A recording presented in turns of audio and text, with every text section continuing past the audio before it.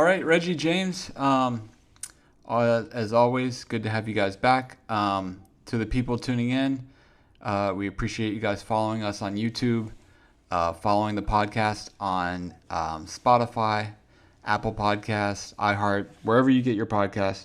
But Reggie James, anything you guys want to get into before we start off with today's questions? No, I just want you to mention the name of the podcast. It's Still Bombing Podcast, and it's on all platforms right now. Respect. Thanks. I just want to give a shout out to my little brother T. Rue and my auntie Nita for tomorrow's their birthday. So happy birthday, Timmy, Nita, and all them Pisces out there. Oh, Black Jesus. Nigga still getting old. All right. Shout out, Timmy. Okay, Reggie. A couple of weeks ago, Gene Deal did a live stream on his channel, and it kind of confused me a little bit. And I wanted to see if you had heard it and what your thoughts were about it, because, to the best of my knowledge, he's always kind of said and backed that he thought Big Dre was the one who carried out the actions against Tupac and Suge in Vegas. But now on this live stream, he's kind of insinuating that he believes you, Jimmy Iovine, and David Kenner are the ones who set that whole situation up. Were you able to hear when he did that? Of course, whenever my name is mentioned, just like when I mention other people's names, you trolls or people that like to keep shit going, and some of us just like to be informative. It's all about how you present it to a person. They sent it to me because I don't watch Gene Deal. I didn't know he was back doing live stream. I thought this shit was, over as far as doing that, because I knew he was doing good things with Art the Dialogue channel, at least once a month. And so I got information about it, and of course, I can't listen to that.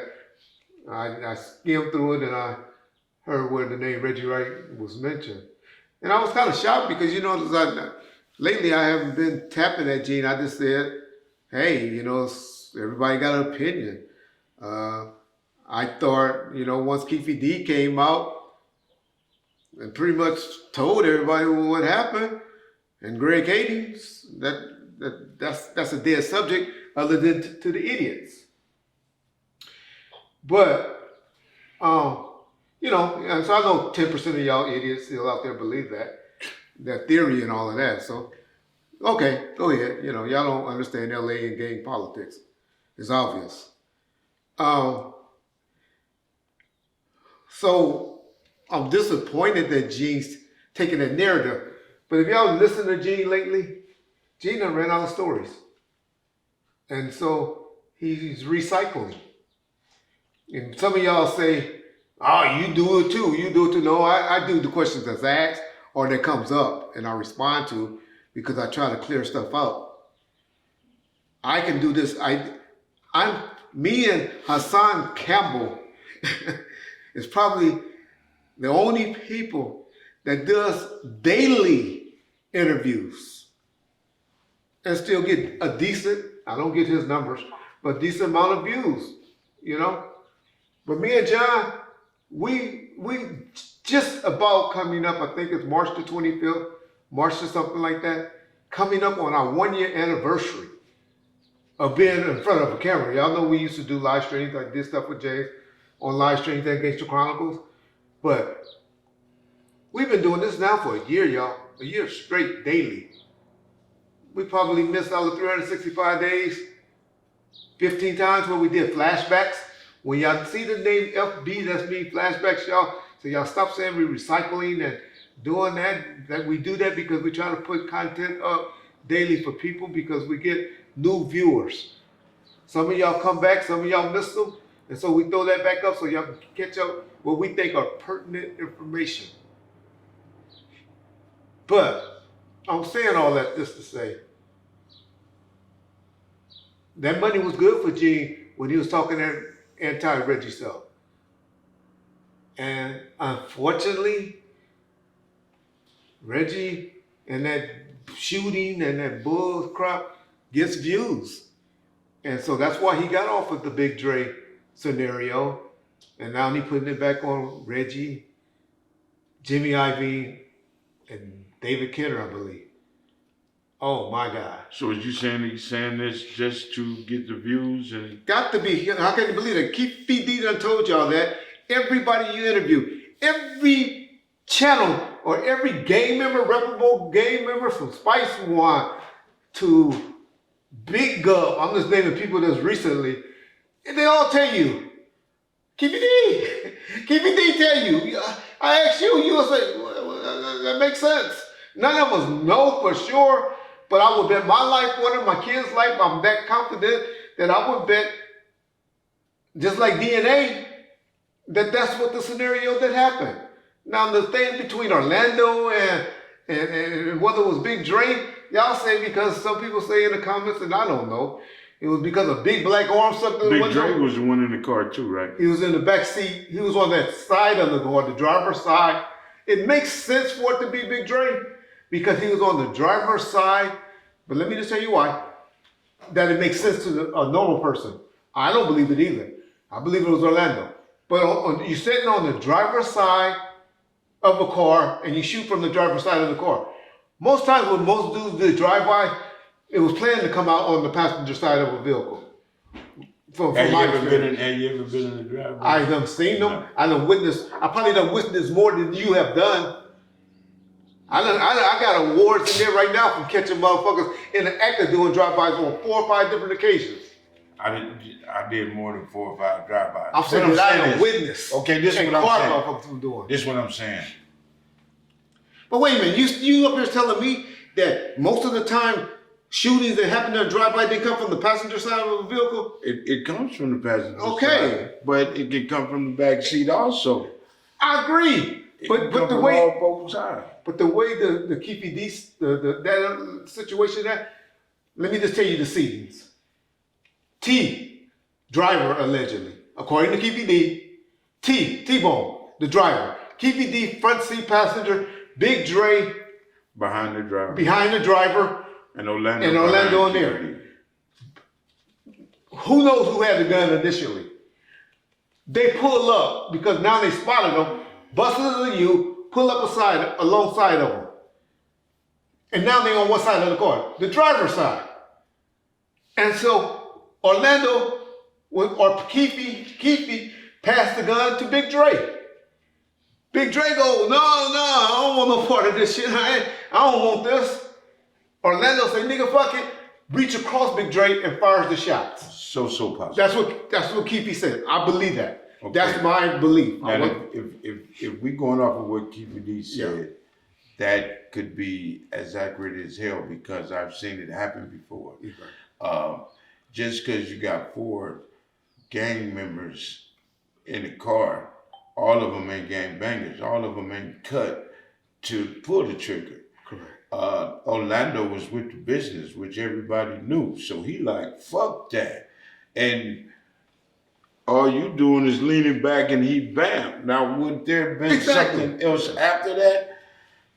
All I see is a nigga getting disciplined after just punking out like that. Keefy D called him a name in the video when he talks about him.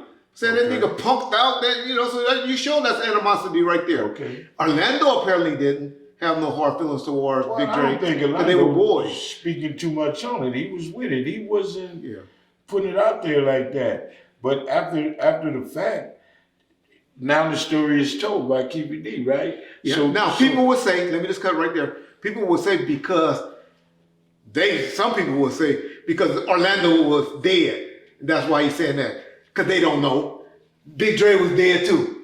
But the nuclear narrative people want to put out, because all these people don't want to educate and read, they just want to comment, will say because the only one was was dead, was OA. OA was dead, and my boy, Big Dre was dead. Okay. When Keefy gave that statement. So I'm just saying why people would say that Keefy said it was OA and not Big Dre. I mean, you And then they go with Gaddafi's statement, because at night, dark, with gunshots fired, he saw a big black arm. And then, of course, he was making fun of big punk, what do you call him, a fucker, a buster, or, Gaddafi man. That's his boy just got killed And of course he gonna diss him as best as he can. Okay. Yeah, but shit, every arm look like John arm will look black coming out out of a window at night. I think people really want to hear when those accusations come up. How do you feel about Gene Deal and whomever would say Reggie is the reason why, Reggie is the cause why, Reggie did this, Reggie did that? That's what the question is. I mean, you feel fucked up behind that because that is like pretty much calling me. It hurts about Tupac. Okay. People get mad. He said the reason why he don't like me anymore because Real did a 3-way call and had him on the phone and didn't tell me. If Real did that, that was some whole shit. But whatever. He's saying, and Real heard me say, fuck Biggie, they should have done that. I used to say that. I did feel that way. I couldn't stand it when you. Yeah, I did say that. Now, I also backtracked recently in the last about 5 years, John, been saying I watched an interview with Biggie's mama, right? And she said, because I didn't know Biggie, I didn't know shit from Biggie but his music, right? Just like most of y'all, And I heard his mama talking about not just the incidents, it's about Biggie as a person. Right. How she was on the phone with him and they were arguing and she kept telling him to hang up and he wouldn't hang up. And she was so mad at him that she just laid the phone down because she didn't want to hang up on her son either, right? Right. And she comes back an hour later and he's still sitting on the phone. A nigga like that I have to say, okay, that ain't a bad nigga. The average game, the average thug, the average man clings to his mama.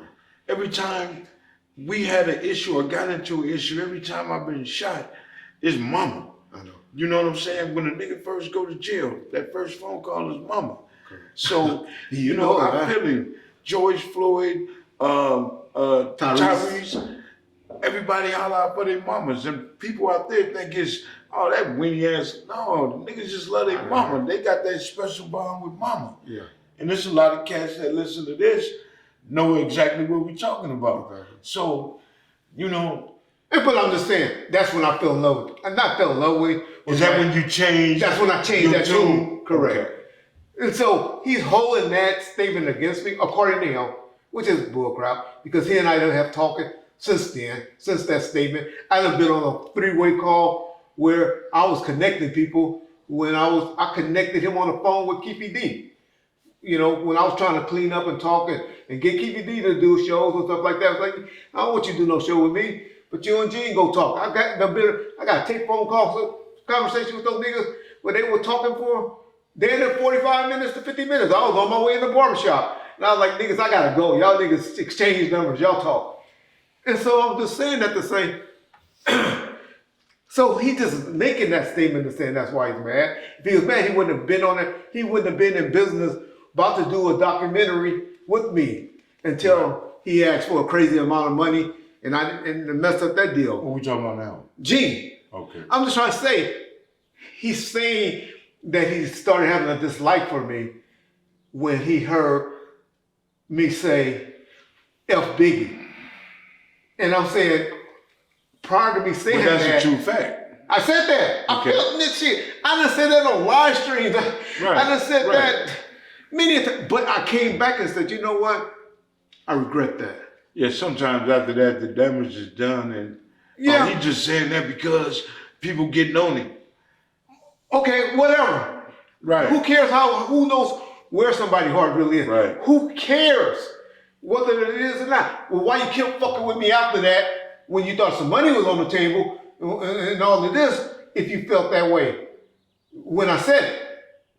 Don't fuck with me after that. Once you say something about me or whatever, I'm gonna let you know how I feel. If I continue to keep fucking with you, I fuck with you or I don't.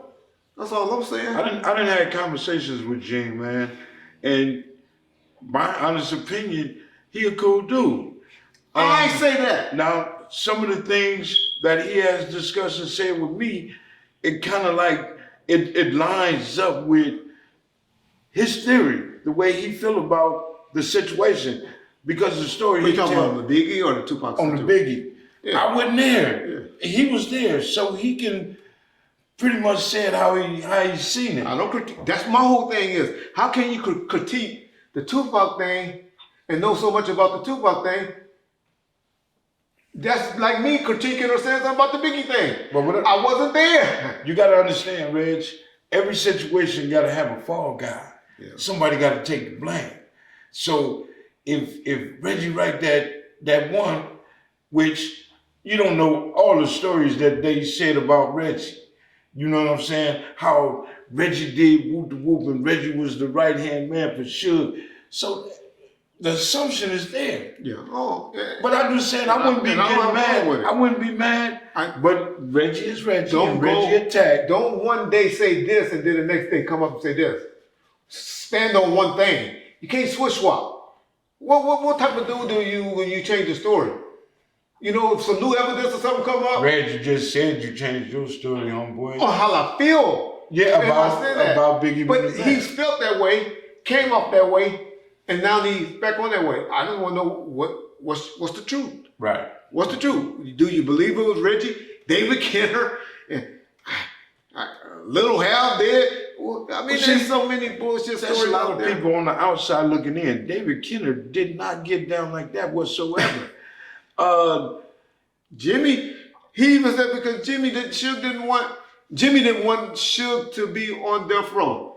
If Jimmy didn't want Suge on death row, he would have not gave a budget for any of Tupac stuff to come out, or he would have made something happen. Right. You know, now they trying to say because they heard Nate Dogg got $200,000 paid on child support, which he appeared on a lot of his songs, and so that's why it was built to his budget, because he appeared on about 4 songs for Tupac, and that's how he was paid. Nate Dogg didn't have an album, so that's how books was done. Right. You know, you do something Reggie, for me.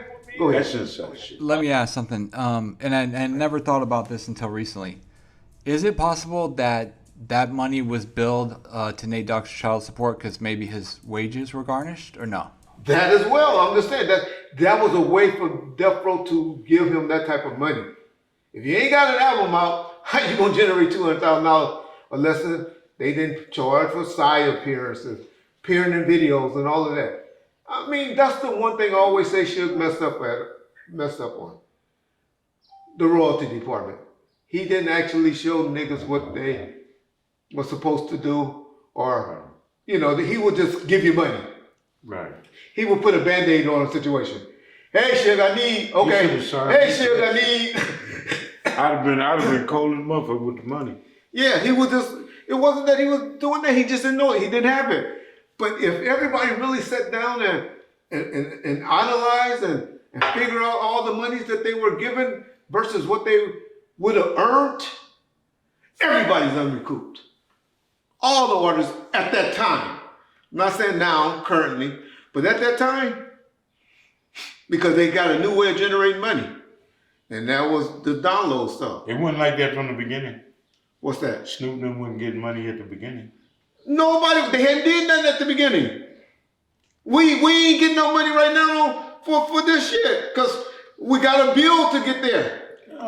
We got a bill. Everybody don't get money up front. I'm not comparing apples, but I'm just saying when the Chronic came out, it was a while before Snoop them seen $1. I remember on Snoop's birthday, Suge bought him a car. Snoop gave the car to his mama. And, you know, he had the apartment where when the Chronic came out, he got a car. When the Chronic, that's the first time Suge touched some money. Other than the Harry O alleged money, or maybe the, what's that boy, Vanilla Ice alleged money and all that. You don't get, they took the Chronic finish to Interscope. They took that record and said, here, put this out for us. That's what people don't get. Okay. People, the only money that they had probably generated at that time was Deep Cover. Deep Cover will get you $100,000 probably back then. Studio time, videos, and all of that. Everybody was starting over, dog. Everybody was starting over. Bomb first. We'll come back with y'all in another episode.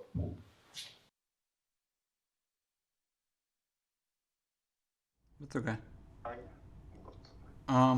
Okay.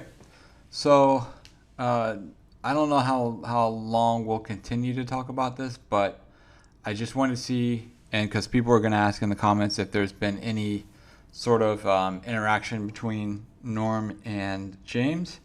And then obviously, I don't know if you saw this, Reggie. Somebody said it during a live stream, so I went back and listened to it, and they were accurate. Where on the last episode they referred to, I don't know who they were talking about, but they referred to somebody as Mr. Potato Head. Norm did. Norm said that. Which in the context was, I don't want to talk about Mr. Potato Head because all that does is help their views. Oh, he talking about James then. No, he talking about me. Well, I'll answer that part, the Mr. Potato Head, and then I'll let James address, whether he's been contacted or what he's been doing. Goddamn. Okay. Norman Steele, of all people, gonna start name calling. That's easy to do. That's what we do. I do that too, so I can't get mad. I mean, if I really look like Mr. Potato Head, go ask your woman. Go ask your mama if you're too young. How that nigga right there look. Ask him. Look at him. Look at that good shot. I say, that nigga look. Bet you 90% of your mamas or sisters or daughters or women. They just laugh. They ain't gonna tell you, but they'll get with this nigga. If I could, I ain't never had a problem with that. And then put up a picture of him and say, would you get with this ashy, knuckle, dirty, mixed max wearing, Herman the Monster looking motherfucker, and see what they say about him. Enough said on that. That's all I'm gonna say. And the comment as far as helping them get views, nigga, please. Nigga, please. Just look at your YouTube channel numbers, dog. Look at them. Look at them, dog. All right. I ain't gonna say nothing else on that. Okay, me and Norm haven't talked. I don't wish to talk to him. I've had a couple people call me, say he contacted them, talking to them, trying to change the narrative of our situation. Our situation is the nigga just stopped talking and he just want the Gangster Chronicles for himself, which I said many times. Man, Gangster Chronicles don't define me. You can have that shit. I don't give a fuck. But you're not taking it from me. You're not taking it from me. I don't care who designed the name, came up with the name.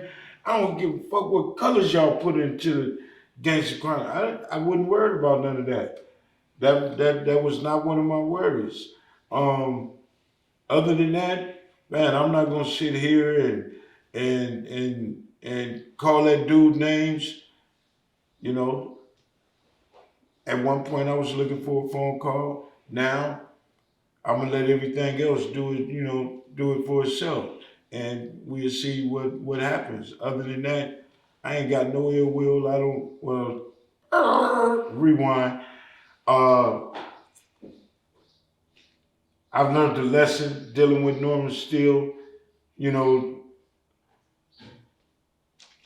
They come in all different packages, man. We choose to befriend people, and you think that people have you in their best interest, which I thought, not knowing this business. I mean, I didn't know him from shit until Reggie called me with him on the phone. And at times I regret the fact that Reggie ever made that phone call with me. But Gangster Chronicles helped me big time, especially with my grandson. You know what I'm saying? And to do some of the things I did with my grandson. It's just me and him. And other than that, Yeah. I'm good. And the reason why he's probably upset, and because he's getting the letters. I'm telling y'all, I saw it, John saw it, and other people out there have saw it. James does have a agreement with him as 50-50 partnership with everything in Gangster Chronicles. I know y'all just look at the name Gangster Chronicles and believe that it's just a name, if I could start a new name. Y'all don't understand the value of that. That's just like with McDonald's. The guy that has ownership at McDonald's, you just don't walk away. Say, oh well, you can have the name. Yeah, you may have the name, but look at all those stores and all of that money that's being generated out there because of that brand. You have to be compensated. Not only that, from day one, I never missed. I was never 5 minutes late. From day one, wherever we taped, I got in my car and went. Got there. And the first, it wasn't no money, it wasn't no nothing. Yeah. From day one, I said, everybody that work with Gangster Chronicles get paid. Not no, he over there and we ain't gonna worry about him. Everybody gets some money. Let's split it 5 ways, however we do it. From day one, I stayed down with old boy. Yeah. You know what I'm saying? I had him. You know what I'm saying? I didn't let him down. Yeah. You know what I'm saying? I was there. So to turn your back on me and just walk away with no conversation, no nothing, Yeah. man, you got me. Yeah. Anyway. And then just to, because I read comments, and so I know a lot of y'all thinking, well, because of the allegations that James is like, that's not none of y'all business. We'll deal with that. I'm gonna deal with that. The allegations that's out there regarding FG, why, if that's why he's trying to say that hurted the brand, a year and a half later, you're gonna make that decision right when it's time to be paid for the third season? That's what it sounds like. That's all it's about. That's what it sounds about. And so that's just a cop out. That's a bullshit.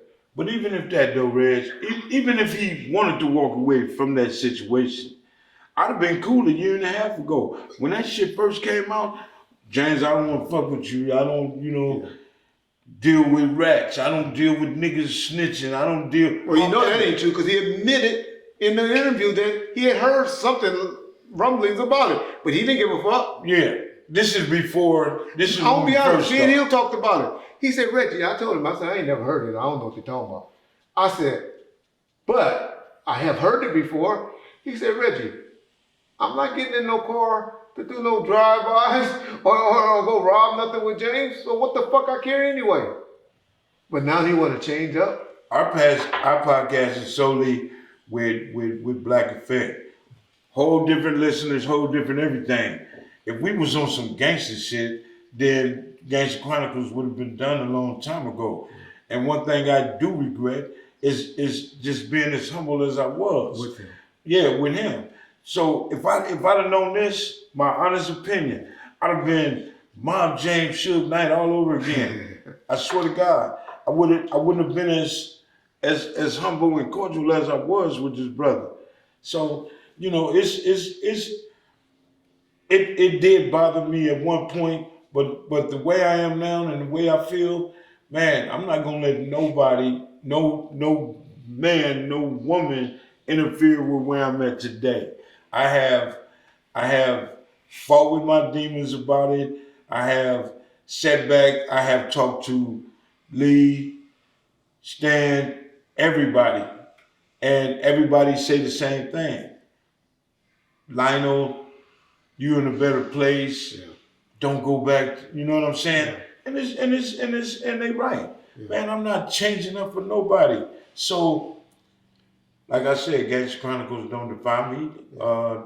There's other ways, other methods, and I'm gonna get it. Exactly. You know what I'm saying? And I'm cool. And trust me, James already knew what he was dealing with.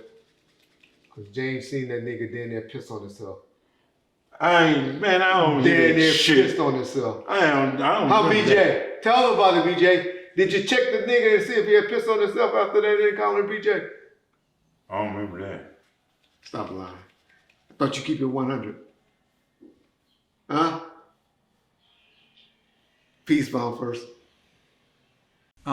Reggie, we did a live stream about 2 nights ago, and in that live stream, you kind of mentioned that you had heard that Keefe D may be coming out to do another interview, and that he may be talking about you and James and family members or something like that. Can you elaborate a little bit on what you know or what you've heard? Well, I don't have no firsthand knowledge That ain't gonna be talking about family members or anything. I just know Keepy. That's Keepy. That's his whole get down of being funny and stuff like that. And I'm sure he's done been told that he's definitely ain't gonna be talking about no, all the stuff that he already done talked about and wrote in his book, about the Tupac stuff. And I don't blame him. If I was him, I wouldn't want to rehash that either if I was in his position. And so I think I was jokingly saying that's the only thing he could talk about it, but I don't blame him for doing it because of the amount of money that these YouTube channels and social media pays now for people to come. And so if you need some money, you go and sit out for 2 hours and make it happen. So I get it. But I mean, y'all done heard the accusations that the nigga done made, and which is ludicrous to me. And anybody that knows the allegations or know my wife or my family members or anything, they know how funny that is. But hey, I mean, that's the art of war. He was supposed to do that. I'm gonna say some shit like that because I talked about his wife first, and I put that out there in the universe first, attacking him. Not that I attacked her; I was attacking him, but she was a casualty of that. And I don't mean to cut you off, but that's where I get it twisted because if you attacking a man, why go at his family? I see it and I hear it. What the fuck do the family? What do the kids got to do with it? That hurts you. You know what I'm saying? If I say your mama, James, once I say nigga, F you and F your mama, I'm not talking about you. You know I would never. But those are words, those are trigger words. That's no coming back. That's no more we can't sit across from the table from each other. That's like when niggas say, on Pyru, or on that. You know how that's supposed to really mean? That's supposed to mean something. Well, you say that shit in prison, and you don't follow up with your actions. On Pyru, those are trigger words. On Pyru has been taken so far to contents today with using that term. Back in the days, that used to be serious. Now, on Pyru, and they don't just say they don't. It's just like on the hood. Yeah. On the dead homies. It's just a way of speaking now. It really don't have no meaning to it no more. Yeah. So very different. Yeah. I don't worry about what nobody say, especially about me. I ain't gonna react, feel no kind of way, because it don't bother me what Keefy D or nobody else say. So I know self. And if it ain't, let's have a meeting and sit down and let's whoop whoop and we fight in this motherfucking meeting or do whatever, gunplay, whatever, don't invite me. Yeah. I don't want to sit down and have coffee and donuts and talk to you on no motherfucking about my kids, my wife, none of that shit. I don't want to hear that shit. Whenever I say that to somebody, I'm triggering them. I'll talk about your mama, I'm gonna talk about your kids, or I'm gonna talk about that. That means nigga, fuck you, ain't no coming back, nigga, what's up? Okay, I know it. When I'm rolling around in my wheelchair or whatever, I better be on lookout. Hey, y'all see what y'all want, that's rich. That's what that means. Well, I mean, I got too many things going on in my life today that my family, this is the first time that I really understand my family. I done lost so many. My aunties, I got one auntie left. Still got my uncles, but a lot of friends. My daughter's done ran the street, chose not to come home and do the right thing. But, me as a father, I had her back. Come on. She had her own. We had no conversation. You know what I'm saying? And this will be another story. Parents cannot be best friends with their kids. Yeah. And I try my best not to be best friends. I just had this conversation with Lionel because he calling me bro, homie. Where you get them words from? You No. listen, you talk to people though. What, yeah, and what they see on YouTube and all this other shit. Yeah. So I had to explain to him, Papa ain't your best friend. Papa ain't your partner. Yeah. I ain't your bro. Yeah. Call me Papa or Grandpa. Yeah. And like what I'm saying with my daughter, you know, her mother chose to befriend her, opposed to be her mother. You know what I'm saying? And you can't do both hanging together. You can't do both getting high together. You can't do both drinking together. And this is where the identities clashed. Yeah. You can't be Gangsta Pam or Pam Yates from Southside, and you can't be Mocha from Southside, and then we gotta figure out who the baddest or whatever. Yeah. You know, you can't do drugs with your kids. Yeah. You know, and you know, my daughter chose to be in the hood. Now I'm gonna stop there. When she chose that, I understood that getting out of prison because I went to prison and I wanted to be in the hood. But fortunate for me, here's Suge. And kind of like took a lot of that away. Yeah. My daughter didn't want to be at home with me, own room. She had a jar of motherfucking weed in her room. I made her comfortable where she could be. You ain't got to go do shit. Now, sweetheart, what we gonna do? We gonna go get a job. And I ain't ready to work. Well, where you gonna live? Yeah. You got to work. Okay, I'll get application. Then we went from, okay, sweetheart, we need to get you a car. I remember. I know you telling the truth. I remember the conversation. Because you ain't driving my car. I remember. She said, okay, let's get a car. I got the pictures of the cars she picked in my phone. So I said, okay, let me go down there. When we go down there and get the car, you know the car got to be in my name with my insurance. Oh, no, I don't want no car. What you mean you don't want no car? You ain't finna get a car and put it in your name again and be in a standoff with the police and lose the motherfucker. Yeah. I ain't finna waste my money like that. So she wasn't ready for me. Okay. You feel me? You changed. Yeah, she's totally different. Yeah. She ain't ready for Pops. Yeah. You know, here we got rules, we got to do certain things. You have 2 children. Oh, so you got somebody other than Lionel. She has somebody other than Lionel. Okay. Yeah. So she's with her dad's and his mom. Okay. Let's go get Amaya. You bring Amaya here and you spend time with your kids. You home. Can I get some money? I give her some money. She in the hood. So it wasn't nothing I could do. I can only be your father. I'm not finna go chase after you. You're a grown-ass woman with 2 children. If you don't see, fuck all that. And I did it in prison too. Oh, when I come home, I'm gonna be like this. Oh, I'm going to church as soon as I get out. As soon as I get out, I don't see nothing. I might as well burn the letters that I wrote. Yeah. You know, it ain't nothing but penitentiary propaganda. Yeah. So I'm already knowing. So I understand her. But her mama mentality is totally different from mine. Her mama just did 8 and something. Oh, okay. In prison. Mm-hmm. You know what I'm saying? When Pam did she did 7 off of 9 or something like that. I had my daughter the whole time. Her mother didn't want to give her to me, and I told her, I'm her father. You don't have to take care of her.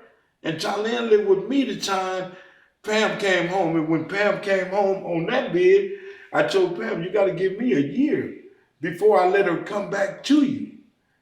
So Pam went to start going to church. She got married. She started driving trucks with her husband. Okay. So I'm like, okay, now me, Talene, and Pam sat down. You want to go back and live with your mama, your grandma? She said, yeah, I'll try it. Yeah, I want to go back. Now, how old is she? Talene is 28, 29. That's your daughter? That's my daughter. I was thinking you was talking about your granddaughter. Well, go ahead. No. So I allowed Talene to go back and live with her mother. You allowed 28-year-old? No, she wasn't 28 when she got out of prison and shit. No, I'm just saying, from this to that, you know, I'd never befriend my kids. Okay. I've always tried to be their father. I'm not your homeboy. Yeah. We ain't finna kick it like that. I'm not finna get high with you. I'm not finna have a drink with you like that. We not finna. I just couldn't interact the way Pam and Thailand is interacting. And that continued, you said? Yeah, when Thailand came home and went to the hood, she went back to the South. And This was about a year ago, or? no, she got out last year of March. Okay. And then from being with me and seeing, she said, Dad, well, what if I had company? No, we ain't Not having in my house. We ain't gangbanging up in here. Yeah. Oh, you talking about this girlfriend? She ain't talking about dudes. I don't know who she talking about. She want to have company. Okay. We not finna entertain that. Okay. This ain't a place for that. You know what I'm saying? So, she probably felt like, oh no, I need to do me. So, And plus, we got that red and blue mentality, even though you can care less about either one. I don't have nothing in my house I'm that talking would about- even insinuate that this nigga's a gang member. You, James. Insinuate everybody know you as Miles James. Thailand daddy is 60 fucking years old. That nigga ain't no gangbanger. Okay. He an old ass man. Just like these little cats be saying on the phone. Oh, nigga, your day is over. You old. You goddamn right. And I don't plan on going back. But Hope you make it there. right. So my whole get down was, all right, go on and do you. Find you. Okay. The only thing that I was really worried about was this seed right here. Lionel. That's all I'm worried about. Yeah. You do you. I'm gonna take care of this here. I got this. Okay. So that was my job right there. So, you want to get out and we all go out and make mistakes again. So her and mama got into it one day from I heard through conversation. And we talking what, 5 months, 6 months? No, we talking about maybe 4 months, 3 months ago. Okay. I started getting phone calls. Thailand and Pam got into it. Apparently, Thailand stabbed her mama. Oh. Yeah. Yeah. Oh. So I'm like, what? Oh, so she back in jail then? Yeah. I didn't want to say, she didn't go right to jail. I didn't want to say that's what Pam should have got. No. No, I didn't want to say that. But I told You Pam. understood though. I understood exactly what's happening. They both clashed. So, but y'all out here doing drugs together. Y'all out here on some bullshit in the stoves together. Yeah. You don't. It's too many people out here committing crimes with their kids, murder, robbery, shoplifting, all kind of shit. Come on, man. You don't want to do this with your kids. That's a no-no. So this is what Pam is hanging with her daughter. And it happened on every levels, dog. Yeah, it do. I mean, look at the John Morat, and we'll talk about that later. That situation with his dad. Right. We'll get into that later. But It's just so, with that whole thing. Me with my dad. No, I couldn't let it disturb my household Yeah. or disturb him. Yeah. You know what I'm saying? Because I've been there from day one. When his dad is doing 17, and he seen him once when he came to the house in Compton. Nigga, you his daddy. You ain't gotta bring him shit. Yeah, just come see. The only important thing is loving your son, letting him know who. Okay. Comes in. Come see. Yeah. He left the house and went and committed a robbery to go buy him some toys. Really? Yeah, and then I told him no. So when he went to jail, he got his time, and I went and got Lionel a phone. Yeah. And I told his dad, moms, here go the number. If he ever want to talk to his son, because that's important, he got a phone. So his dad was calling him on the regular. Yeah. On the regular. And I paid that phone bill so he can have that contact with his dad, his sister, and whomever. Yeah. Now my baby back in jail. So I know Pam ain't finna go to court. Okay. Pam said she ain't gonna go to court, whatever. Yeah. But if the state pick it up, she might get a few years. If not, she just gonna get the violation. Hopefully she get the violation. And I'm not saying fuck my daughter, because when my daughter come home and she gonna say, Dad, I got it, come on. In my experience, I learned sometimes it's a better place for them to be out there than to be out there wilding out. You would think Yeah. all the conversations I have with my daughter on dudes and everything else, that she would listen. But what I found out is, and I got 2 sons that's college kids.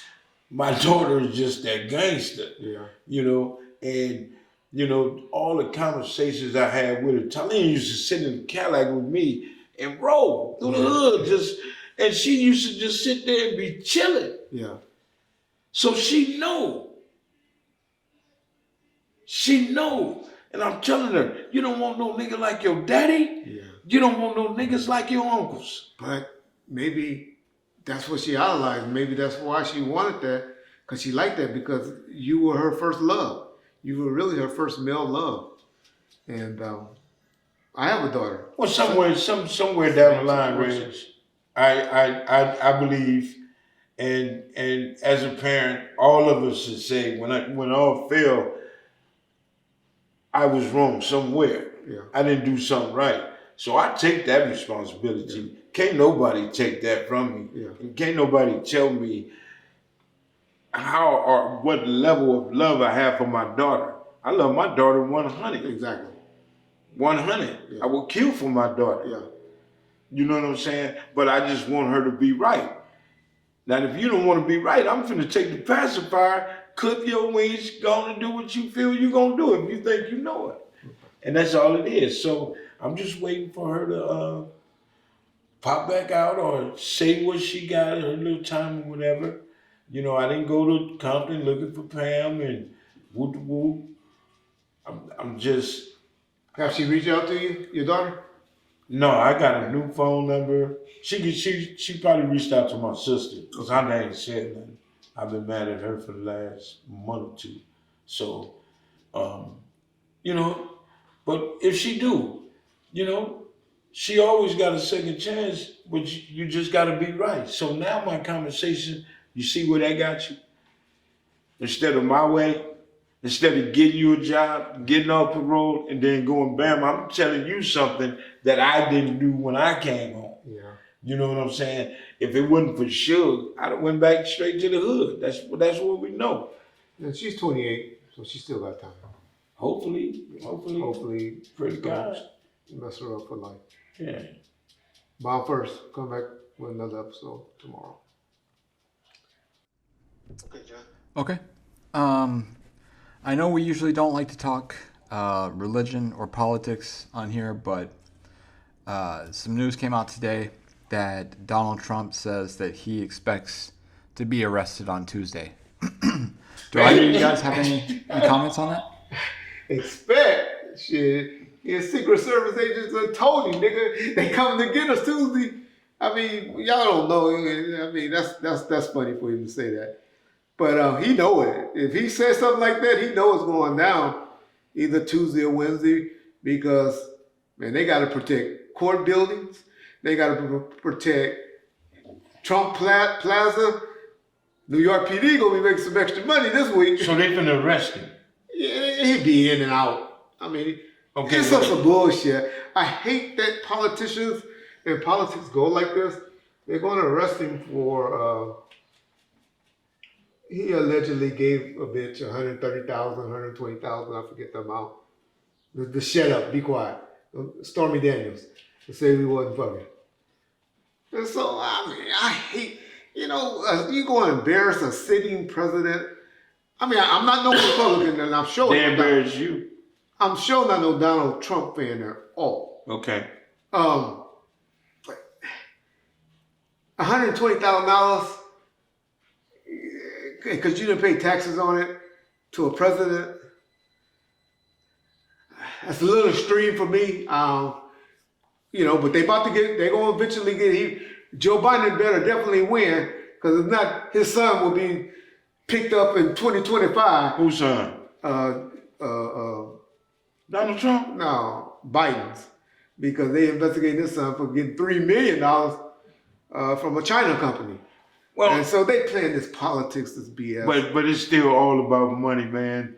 Money is the root of all evil, and not only politicians, bottom cut, low cut ass motherfuckers do it too. Everybody about the money. The music business and everybody is about money.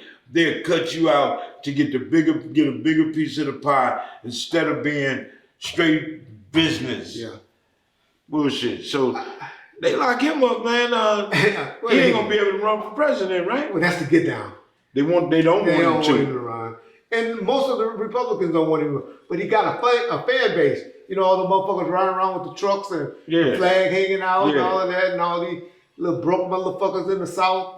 Said, no, you know, he got that fan base. I don't think he would win if he was able to run. He got a fan base. I don't give a fuck. And so they don't want that to happen. Mainly the Republicans that are, you know, that are not bad people. You know, that just want politics to go back to normal politics. Donald Trump fan base, even the people that follow him in politics, they are just different people. And I don't give a fuck about who the president is. To me, it don't seem like that affect us. In no kind of way. I think we need to keep voting and voting what's happening in our community. I just don't want to see January 6th again. I don't want to. That January 6th shit, that's bad. He ain't went to jail for that. Yeah, I know. But that's what he's calling for. And I hope we don't wake up on March the 21st, March 22nd, or didn't wake up. I don't know when John gonna put this episode out. Or didn't wake up and we had another repeat of January the 6th. Luckily, I didn't see it. I was laying up. I was asleep, y'all. I was laying up on a ventilator. But I woke up and heard about it. But I just believe he's, you know, Putin is also wanted. He's wanted by the international law. They know they should want for him. But I hope, man, what days are we living in? That's an Idi Amin. You're living in the days of revelations. Yeah. Days of revelation. Anybody got a Bible, go all the way to the back and look. Yeah. Read it. Revelations is a scary part of the Bible for those of y'all don't know. Yeah. Revelations are how you freaked out. Yeah.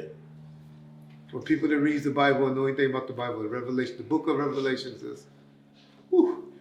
But, yeah, we heard about it, John. I just hope everybody be smart. Don't mess up your lives behind another man out there running around, acting a fool.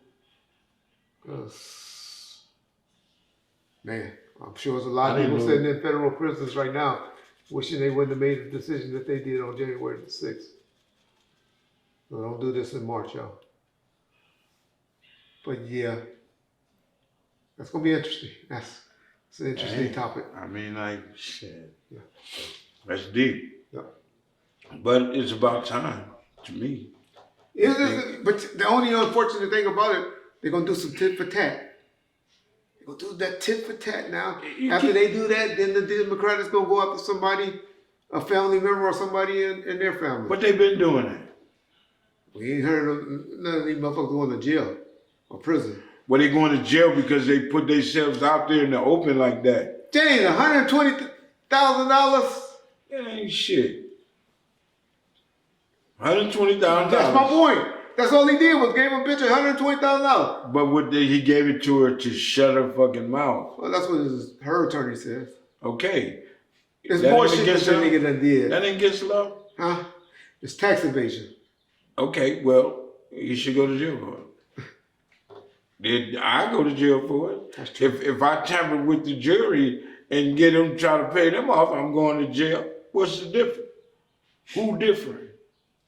You want to bear sitting president like that? Well, he's not a sitting president, but Donald Trump has embarrassed himself many times. I agree. But then on the other hand, Donald Trump had just showed America what the shit really is. He's straight gangster for real. Well, that's why I used to like Bush. And I done named two presidents. Bush ain't had nothing. I like, because Bush did what he said he gonna do. Bush did some shit that I would have did. So, okay. You put a threat on my daddy? You threaten my daddy? When I get in office, I'm gonna create a reason to go invade your country, kill you, your sons, and everybody else. And he went and got what is it? Hassan Hussein. He had Corner Power go up there and tell that lie before everybody to get permission to go and. What's the name of that country? Well, they made it a better place. Iraq. Was it Iraq? Okay. Yeah. Oh man, it's just funny. But Bush was a fool. But Bush was a drunk. I remember Bush used to be fucked up. The Republicans was a motherfucker. But yeah. Okay. James, you usually talk about how in business and in friendship you kind of got burned in the neighborhood, and then you moved on to the motorcycle gang, and things didn't work out there. But for people that don't know, like myself, can you tell us the story about how you got into the motorcycle club and how all that went down? Yeah. I was supposed to be in the motorcycle club at 18 and was able to walk away and just, my pops was a rising sun and my other daddy was a chosen few. So I've always been going back and forth to both of those clubs. So, but I was gangbanging at the time. I wasn't finna ride no motorcycle and be all that shit. I didn't see it. But I used to ride the bikes, and I think this was 05, 04.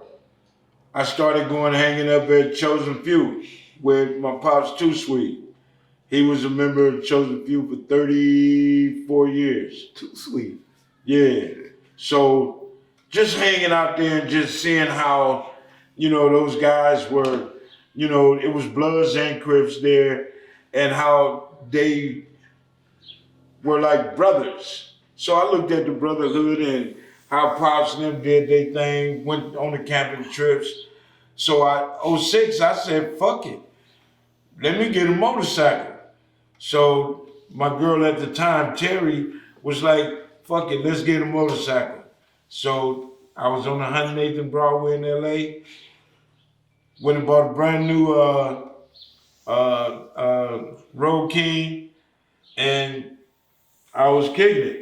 But I'm living in Vegas, so what I did was went to the chapter in Vegas that they had in Vegas, which was only 3 members. Our president, G-Man, was, pretty much laid back. They made changes. I became the president. Now we went from 3, 4 to 15, 16 members. And it was real cool. When I became president, my job, I made sure all my people was good. We got some girls, LOTCs. At the most we had is 16, 15 girls. My wife at the time, she was LOTC. I met her through the club, and it was just on and cracking. So I dedicated everything to the motorcycle set, to ride my bike and get my brothers to ride their motorcycles and go to different places. With that, I done seen some places I've never been to. St. Louis, I've been to Denver, Washington. I've been all over the fucking place and dealing with different people. So the motorcycle life became my life. And I brought that somewhat gangbanging mentality to it, or just I brought my James and my standards, my rules to it, and ran Las Vegas. And we was good. When the politic bullshit came in, some of my guys didn't want to ride no motorcycle. That's when I decided that before I hurt one of you motherfuckers, let me quit. So I stepped down as president and walked away and just decided to do my own thing. What's the difference, The difference between what? in your opinion, the loyalty or what did you like Definitely. between game banging and motorcycle club? No, well, the thing about it is you got Bloods and Crips in there. Okay. You got Crips from all different neighborhoods in there. You got Bloods from everywhere in there, and we didn't look at that. We didn't look at people too, right? Huh? Yeah. And man, you got doctors, Yeah. you got lawyers. Man, we got cats in the club that's carpenters. I mean, you didn't have to go out and get shit done if you wanted your patio fixed up or wanted a patio, whatever. A brother knew. Your club brothers coming over there drinking beer and sitting there shooting shit, doing it, laying your floor, just doing tile, remodeling your bathroom. So it had its perks, but I mean the loyalty was a motherfucker. If the loyalty, I still got my ride or die brothers right now today that I don't give a fuck if it's 4 or 5 in the morning. They coming. You know what I'm saying, man? I need you here. All right, I'm on my way, and they don't have to say shit. Which one do you consider more loyal, the motorcycle guys or your gang members? And you got to remember, I know there was an age difference. Well, and I know that comes a lot with more loyal. Not even that, because a lot of cats get out of prison and come straight to the bike set, and the transition from being a gang member to a biker, you know, some of them get caught. Oh, cuz nigga, I'm cuz nigga, blood, whoop whoop whoop whoop. Yeah. When I first came to the club, I had one incident like that, and I just couldn't take it no more. Y'all already know where I'm from. Don't do that. Yeah. And they just kept banging. And nigga, fuck you. And me and my nigga Wacky, he was one of my brothers, and he called another brother something I didn't like. Nigga, we brothers, nigga, we don't do that, especially over no females, no nothing. This ain't what we doing. And he continued. So I fired on him for doing it. You know what I'm saying? And he fired back on me. Yeah. So this one I know I was getting tired and old and shit, just getting tired, with a little rusty. And when he locked on to me, I made sure he didn't let go and try to swing on me, so I'm protecting myself.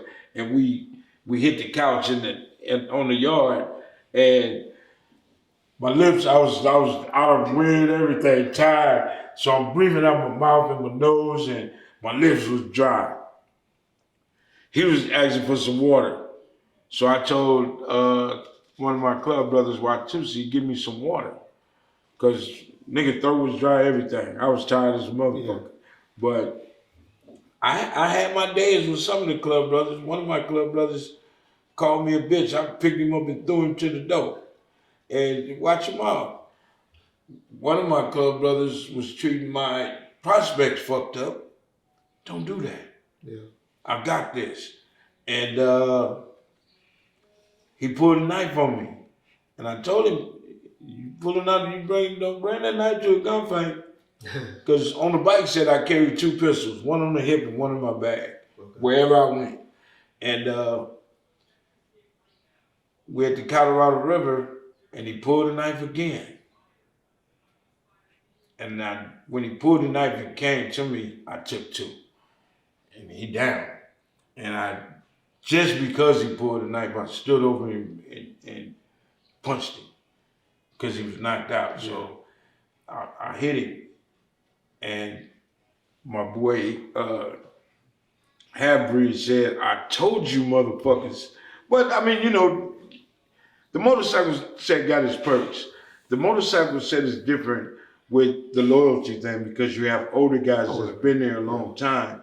And all the guys that come in as prospects, they get to learn and see what this bike shit is. And if it's for you or if it's not. Yeah, and if you're not for it, you're not gonna get your colors. Yeah. So, you know. Do y'all call it colors or patch? Colors, cuts, patch the whole different. It's different for everybody. So loyalty was a motherfucker, and then for me, and like I said, it's still there with a lot of the brothers, and these are different states, not just California. So and other clubs, because I remember I had a situation with Big Cav too, and one of those guys intervened. Yeah, it was so, and he was from a different club as well. Yeah, when he came, he was from a different club, but then he joined our club. Oh, eventually. And when he became a chosen few, I seen the difference. Okay. And then the attack with you, I felt different. Yeah. Knock it off. Yeah. You know what I'm saying? Oh, you talking about Cass or the? Yeah, Cass. Oh, Cass became a chosen few? Huh? He became a chosen few? Yeah, he was when he was arguing with going at it with you, he was my club brother. Because I remember the club brothers the one. And he was a club brother then. Yeah, so he didn't listen. When I told him to tell him to knock that shit off. And then I had to go through his president telling him bam. He at the end of the day, he wound up could never be a chosen few again. And a little of that had something to do with it. But yeah, it's way different than being in the hood. Yeah. Way different. You got to trust those cats, especially when you're riding the motorcycles side by side and you hitting them curves. Some cats didn't make it. I done seen motherfuckers hit the wall. You got to learn how to ride with your brother. We done had incidents with pistols. It's just, it ain't a gang, but it's like, that's been a gang. Yeah. But man, that field, 200, 300 motherfuckers on motorcycles riding on the freeway. Man, that shit, man. Going to a different state, and the women is just like, man, I done had motherfuckers pull their car open, pop their trunk, get their helmets, and get on the bike. Females. Yeah. It's real fun. But, you know, when you get these nationals and these watered down ass presidents that don't know how to handle the title, that don't appreciate the title, they done fucked it up. Gotcha. Fucked it up. So, yep. It's a difference, John. Okay, Reggie, I don't know if you saw this, Reggie James, the latest developments out of Memphis, where, you know, the gentleman, Gershon Friedman, got in the fight with the cops. Did you see that? Did you follow that story? In jail? Yeah. I sent you. Yeah, I saw that. Yeah, I'll take it first. Yeah. Here we go. Yeah, I saw that incident. Y'all know where I stand on that. Nigga came out swinging like that, he supposed to get his ass whooped. I don't care what y'all say. And for the first time, I'm gonna actually agree. And I agreed to say this. I watched the video. And the video showed him, as soon as they opened that cell to feed him, he came out. I don't know if he had feces in his hand. I don't know if he threw some piss. But that whole situation. I think it was his train. Well, that whole situation, it was totally on him. Yeah. Now, in the penitentiary, you have the same situation. In the county jail, all you niggas been in the blood module, crip module, y'all would agree. He had his mind made up. Yeah. Oh, yeah. And he attacked. And he continued to attack. It was funny, and I say this because when they applied the mace, they couldn't take it. They didn't even want to touch him. So when you could tell they had too much mace, they sprayed it. And they was all fucked up. They was like worse than him. It seemed like it didn't faze him. Yeah. And he continued to walk, and then he grabbed the guard leg. Now, he was very threatening. Yeah. Now, they could have did him way worse than I said. He or got that you saw. Yeah. No. Well, the cameras don't lie, bro. I don't know. I'm saying that you saw in the past. They did. That I've seen. Yeah, exactly. Yeah. So, I mean, he could have really like they could have really been worse than what it was. Yeah. So I can't say nothing about it because what he did created that situation. It's totally different from all the other situations that I've seen. Totally different. Okay. So I can't blame you on that one. You know, I'm like Stephen A. Smith. I really don't have an opinion either way on anything. I just take the opposite because I like to be. We bomb first, and they first take, right? I'm gonna take the other side then. He has psychological issues, they said. Okay. That's what the family coming out with now. Okay. And they said the reason why he's butt naked is why? Because he's on suicidal. He's in like a special unit that where it's people that have issues going on and that they suicidal. So in law enforcement, if you know this dude is crazy and suicidal, why did you approach like that with just 2 people to give him food? If he's in a war like that where you done took his clothes from him, got him butt naked, and doing him like and did him, you know, and it had to come to that. There's better ways that you can slide that tray to him and all of that. And That's what I thought they had the lid for on the doors. Exactly, but they opened the cage where he rushed it. Yeah. So that's exactly you making my point. Right. If you know you got a person that apparently not too wrapped too tight or whatever, y'all took his clothes from him. Now I know. Most niggas, when they go to jail, you play the dumb card or you really do go crazy. My opinion. And that could have been a reason why he acted like that. If he had mental issues, he couldn't stand being in the cell. Yeah. Everybody know what I'm talking about. Most cats start talking to themselves in the hole. Yeah. Most people just can't be confined like that. So maybe he reacted from that. It could have been all different kind of things. But you're more dangerous suicidal than you are sane. Correct. And what I saw in the video, it could have been worse. You know what I'm saying? Because at the end of the day, and I know all police officers, everyone that I've ever talked to or had us on the car say, I'm protecting myself. I just want to go home at the end of my shift. That's what they teach you. Go home at the end of the shift. So be able to say you going on. Even that, like the women, they weren't prepared for that shit. She was running. She was running. She was back traveling. So. But it was the mace. It was the shit that was burning their eyes. Yeah. And then I said, damn, now I understand where Charleston White get that goddamn mace from. I see where he got it, because that's it, bro. that shit had him. I got a big bottle in there. You want? I got a canister and long one this long. You want that? Man, I'll spray that shit off. But yeah, I had to hide it because my wife. I said, "Shit, this bitch she might put it on me one day. Oh, I get mad at me." I said, "You know what? Keep it in the box. I don't want that." So the guy died, right?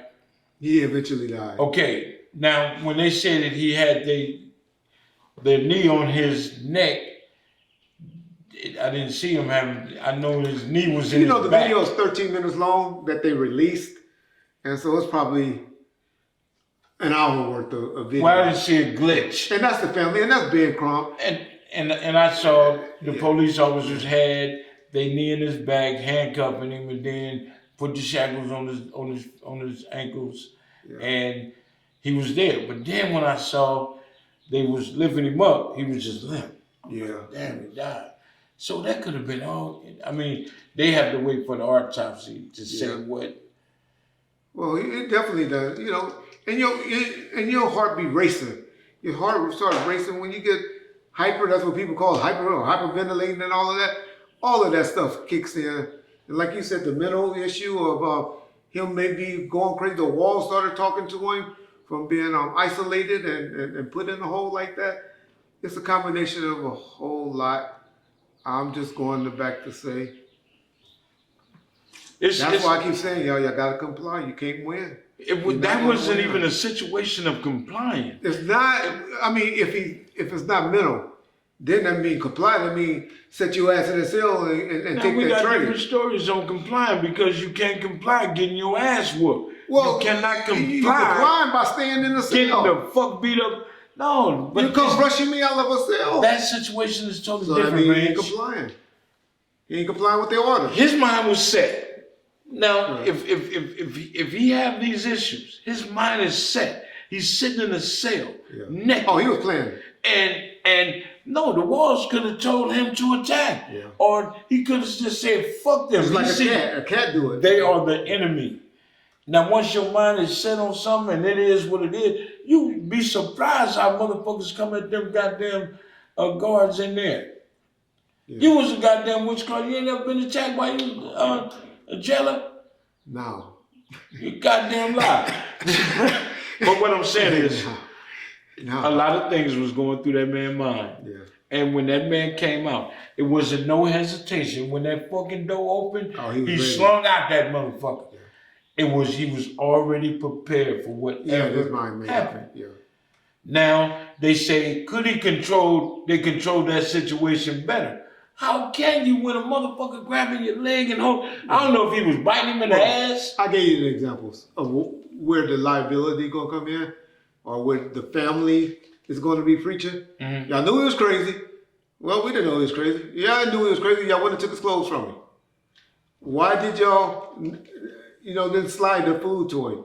Why did y'all put him in a cell like that? Why didn't y'all have a supervisor there, cameras? Because now, you in the cell, say, nigga, fuck you, Reg, I ain't coming out of that cell.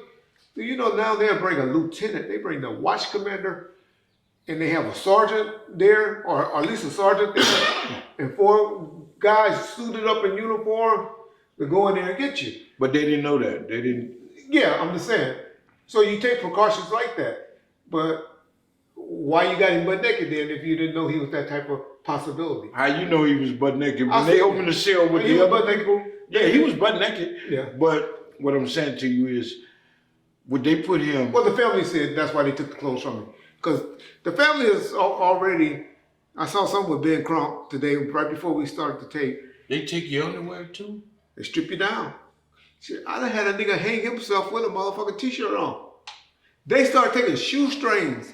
They did something with dudes. They take your shoestrings down if they let you have the shoes. That's why niggas wear slippers.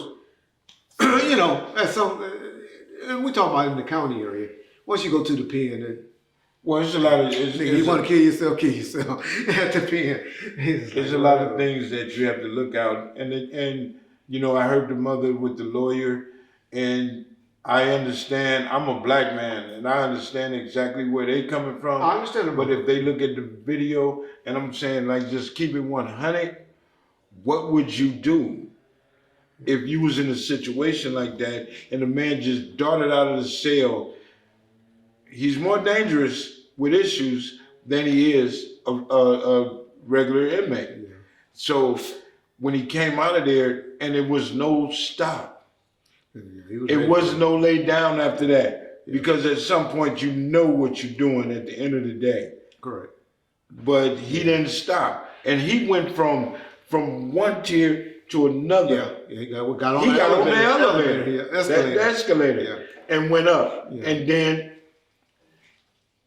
the whole attack was him. Yeah. They was out of the way doing this shit, and then when he was down the hall and the man was doing this shit. He grabbed me the fuck you finger. That's just letting people know. He grabbed his leg. I don't know if he was biting him in his ass or biting him on the legs and shit. Oh, he was.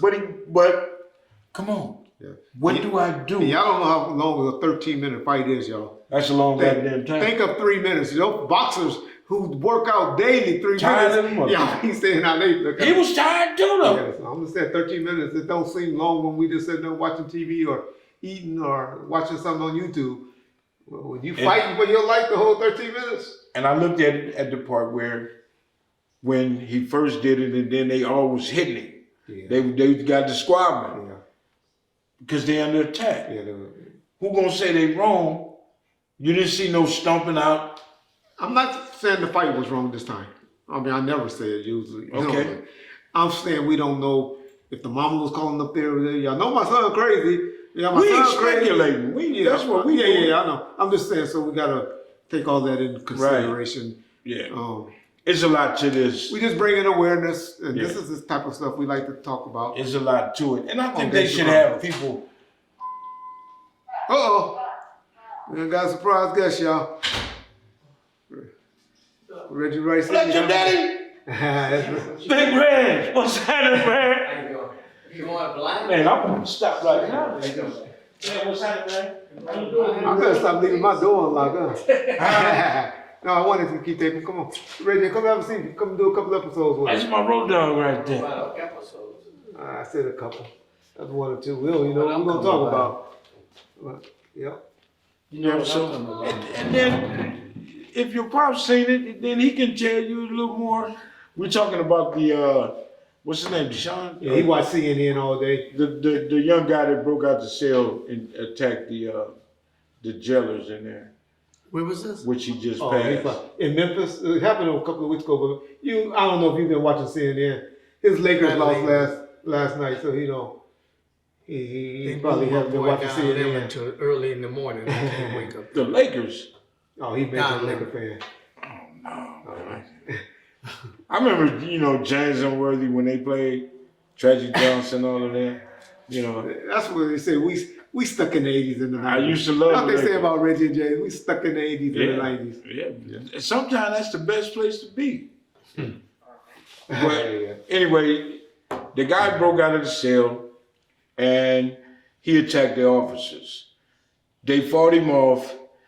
He was able to elude and go from one floor to the next floor, attacking them, butthole naked.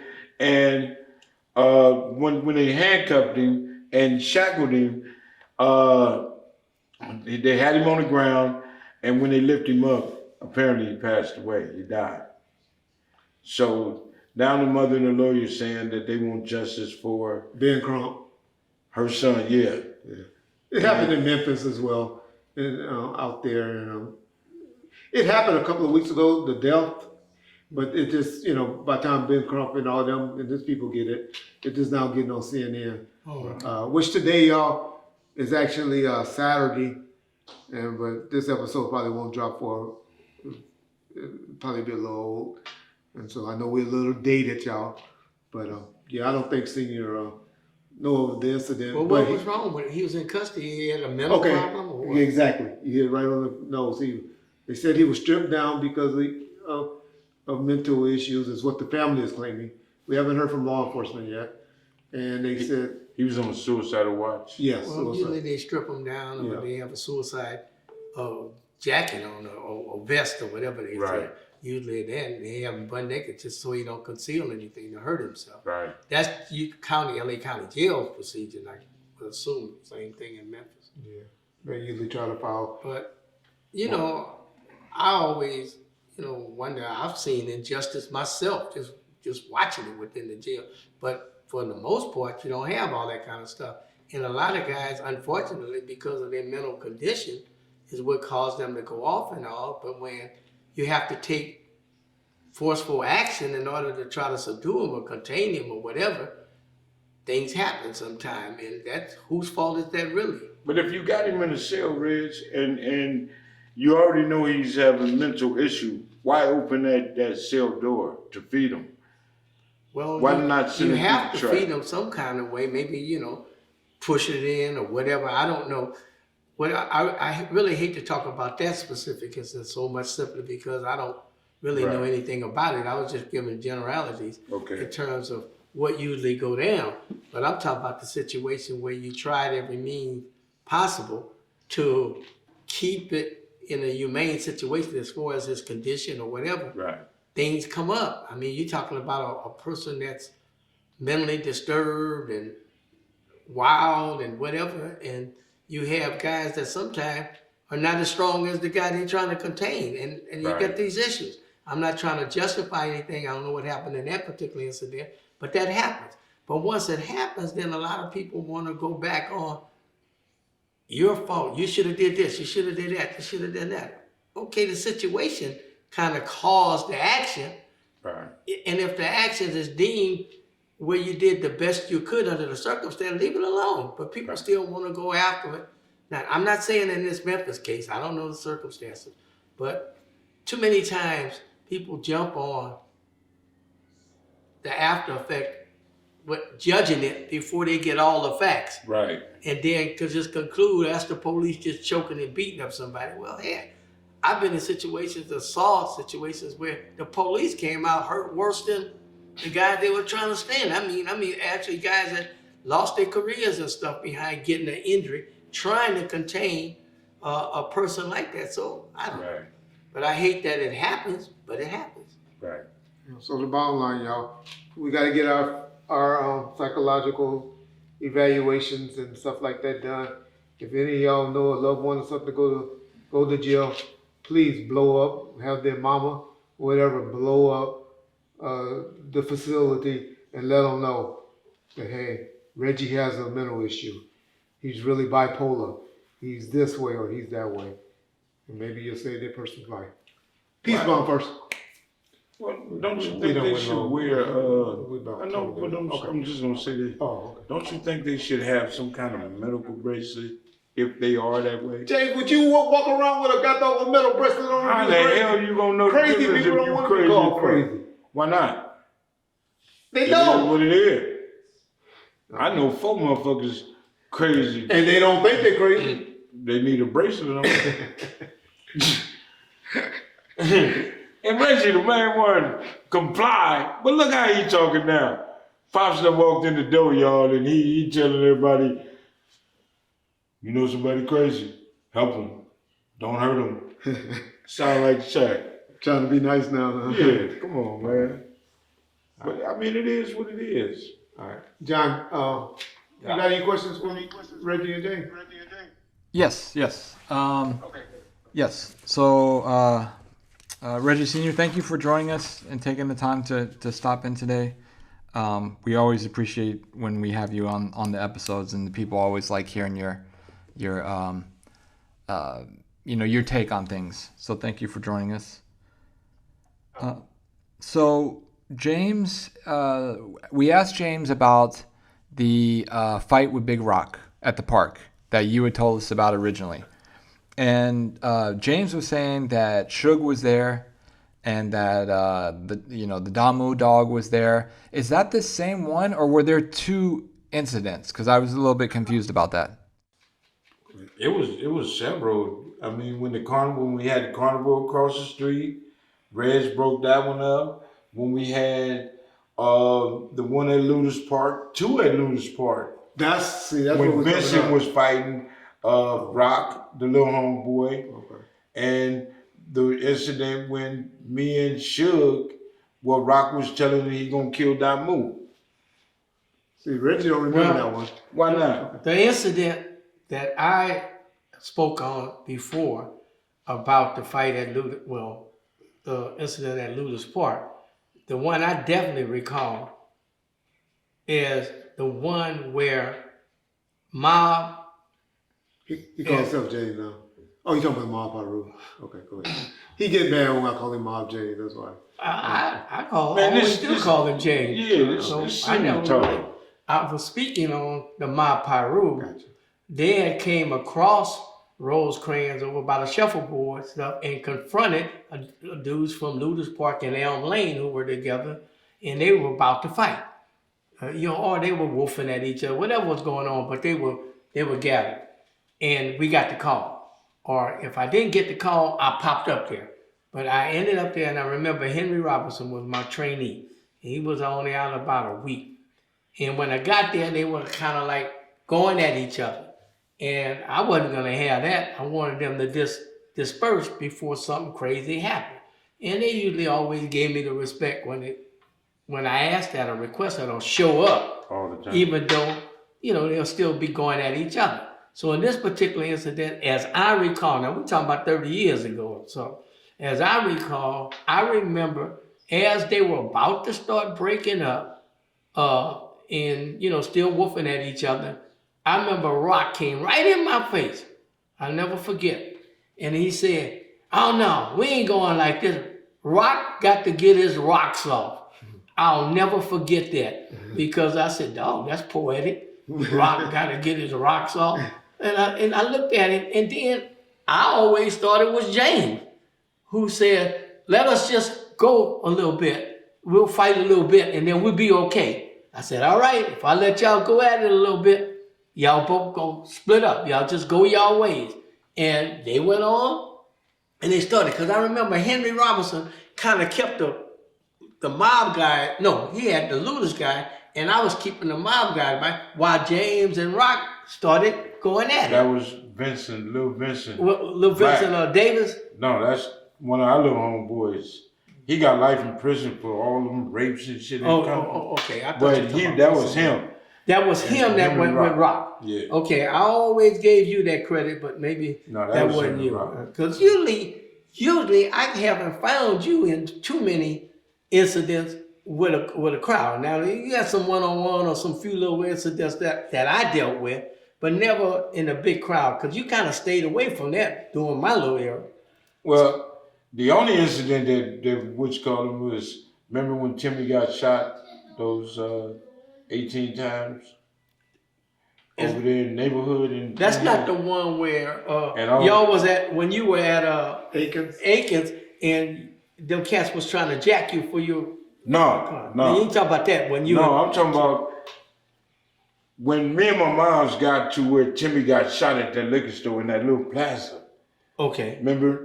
And all the Crips was out there. You had to handcuff me because I didn't have no shirt on. Mind you, me and my grandfather was doing the plumbing. We was under the house. But when we got the call that Timmy got shot, and when I seen all the Crips right there, and they laughing and all that shit. What plaza, James, you talking about? This was that That's not the over by the liquor store, over by the no, this is in mob neighborhood. side, in the neighborhood. Okay, so you ain't talking about Sears or anything? No, remember the neighborhood Crips? Yeah, well, those was Linwood. You talking about the Linwood? Down across the south side. Or Inwood? Yeah, in hood. In And when Timmy got shot, Guillory in there. Over there. yeah, Okay. when Timmy got shot over there.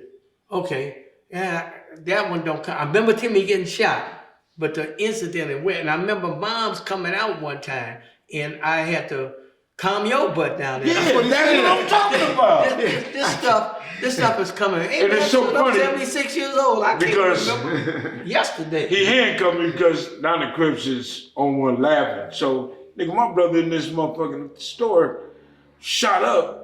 We don't know if he alive or not. What Timmy doing stopping over there anyway? Because his girl worked in there, Dee Timmy Dee. used to be over by there. You talk about that little liquor store right there at not Glencoe, but the street just before Glencoe. Right. That little, they done turned it in sideways now. It used to be a front. You could go in from okay. the front I ain't back been in the by day. there. Yeah. The Skinner or something like that, Skinner in Long Beach Boulevard, right across from them apartments and stuff. But I know, It's I can't think of houses. the name of it, but I know what liquor store you're Yeah, talking about. That so- little plaza right there. I'm It had musty as a a wash house motherfucker. next door to it. I believe. A laundromat. It's had a lot of shit over Laundromat, there. Yeah. right. And I was musty as a motherfucker, right? I'm sweating, I'm dirty. Mind you, I'm just getting up from up under the house. And he handcuffed me and he put me in the car and he said, "Damn, what the fuck you been doing?" And I'm sweating like a bug. Oh, but, I didn't know you was up under the house. yeah, but they handcuffed me and then, me and Moms got in the car, left, went to the hospital. He was good, but they shot him all down his waist. Reached over the counter and shot him, opposed to hopping over the counter, doing what you do. So I was the only difference. But like I said, Reg was the only one I let arrest me. When we beat them boys up off of Carlin. Yeah, I remember that one. Yeah. If that come back to me. And I just told the dude, "Don't talk to my sister, nigga. You from over there. Stay over there." Yeah. And they come walking through the hood. And I was like a no-no for me. But they pressed charges. So the police looking for us. And we hitting gates. And I ain't giving myself up to nobody. Yeah. And then Reggie went to my mama and told, "Man, tell Jay he got to turn himself in. He going to jail." And Reggie came and got me. Got Drew. And we went to jail for the shit. You know what I'm saying? But company police just ain't taking me to jail. Y'all can't do that. I ain't fucking with y'all like that. So it's a lot of history, man. Hey, James, take me back, though, because now you got me trying to remember when I was talking to Reggie about it, the incident, I was just splurting out as it was coming to me. Mhm. You know what I'm saying? Half the time he would have to correct me on something Right. because I kind of lost or getting it mixed up. But on that particular incident, till today, until I'm sitting here talking to you and you telling me that wasn't you fighting with Rock. It was Lil Vincent. Lil Vincent. But my thing is, I know somebody, but I thought Lil Vincent, really, I thought he was from Elm. No, that one he is. Vincent Davis is Vincent from, Davis is from Elm, I know. Yeah, but I'm talking about Lil, there was some other guy, Pyru, I'm thinking about, I thought was Lil Vincent. But I actually thought he was Not B-Dog. You're not thinking No, Vincent that's Buchanan. Holly. Anyway, whoever was fighting with Rock, he was from Mob, is what you're telling me. Were you there though? I was there. Okay. Yeah, I was there. Remember? But it wasn't no dog there. Shield definitely wasn't there. No, that's totally different. Yeah. Okay. Remember? The store on Stockton. What's the name of the little store? The little candy store. Oh, the little candy with Across the street from Floyd Norris. My boy and his wife used to run the store. Yeah. And the store. Right down my cousin. She used to live in that store. She bought so much stuff. We call it the candy house. The candy house. Right. I know. Okay. He lived right down the street from the candy house. Okay. Grew up and wound up became a serial rapist or some shit. Oh, You remember I think not Michael Tate. They called him Black. I think Not he was- Michael Tate. Michael never Tate, but he was over there. Michael Tate the one. I know what you're Yeah. talking about. I remember all the rapes and stuff. Yeah. And that he just went like Crazy, serial rapist. he ain't crazy. He just and he was had as a little boy, had a cool little physique. Yeah. I bought White Deuce though, because that's where White Deuce now grew up at. The Jordans. Yeah, yeah. But anyway, though, James, on that, just so I can close my little brain on that incident. That incident there almost got me fired.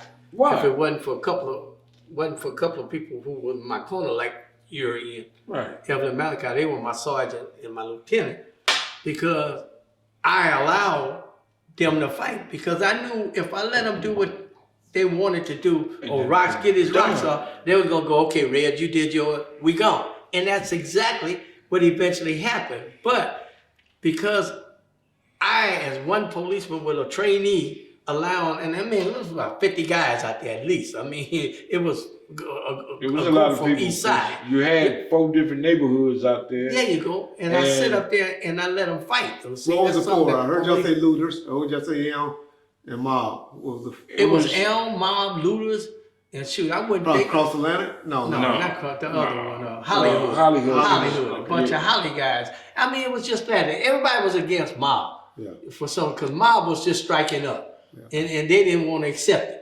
You understand what I'm saying? They especially Elm, for some reason, they just didn't want to accept Mob coming up. It was guerrillas. And that's what it was all about. But the thing is that it almost got fired, because if I would have pulled something like that today, I probably would have been in jail myself, because of the liability part of allowing them. Because if something would have went down more serious, and all of a sudden you see the police is standing there refereeing or something, that's a bad look. But the guy that ran the gym, I'll never forget, little Tony Fletcher, Flanagan. Anthony Flanagan. Tony Flanagan.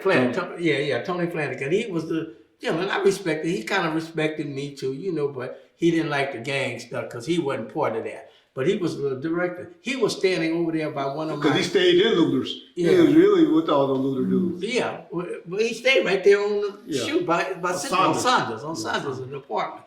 But anyway, long story short, the thing is that I allowed that to go down. Right. And it kind of went down the way I wanted to do, as far as getting them to disperse. But one of my officers who backed it up, he's deceased now, rest in peace. I'm not going to even say his name. He was standing over there by the gym with Tony Flanagan. We're over by the street, by the shuffleboards and stuff, right? Because I'm trying to get them to go across and disperse, letting them fight. And all of a sudden, when he got to fight, when Rock and them got to fighting, Tony Flanagan, nah, that can't happen. I don't know why he would say that. He did, and he told him he need help. He need help. He said, we need police here. We need police here. And I can hear it, but I'm watching the fight.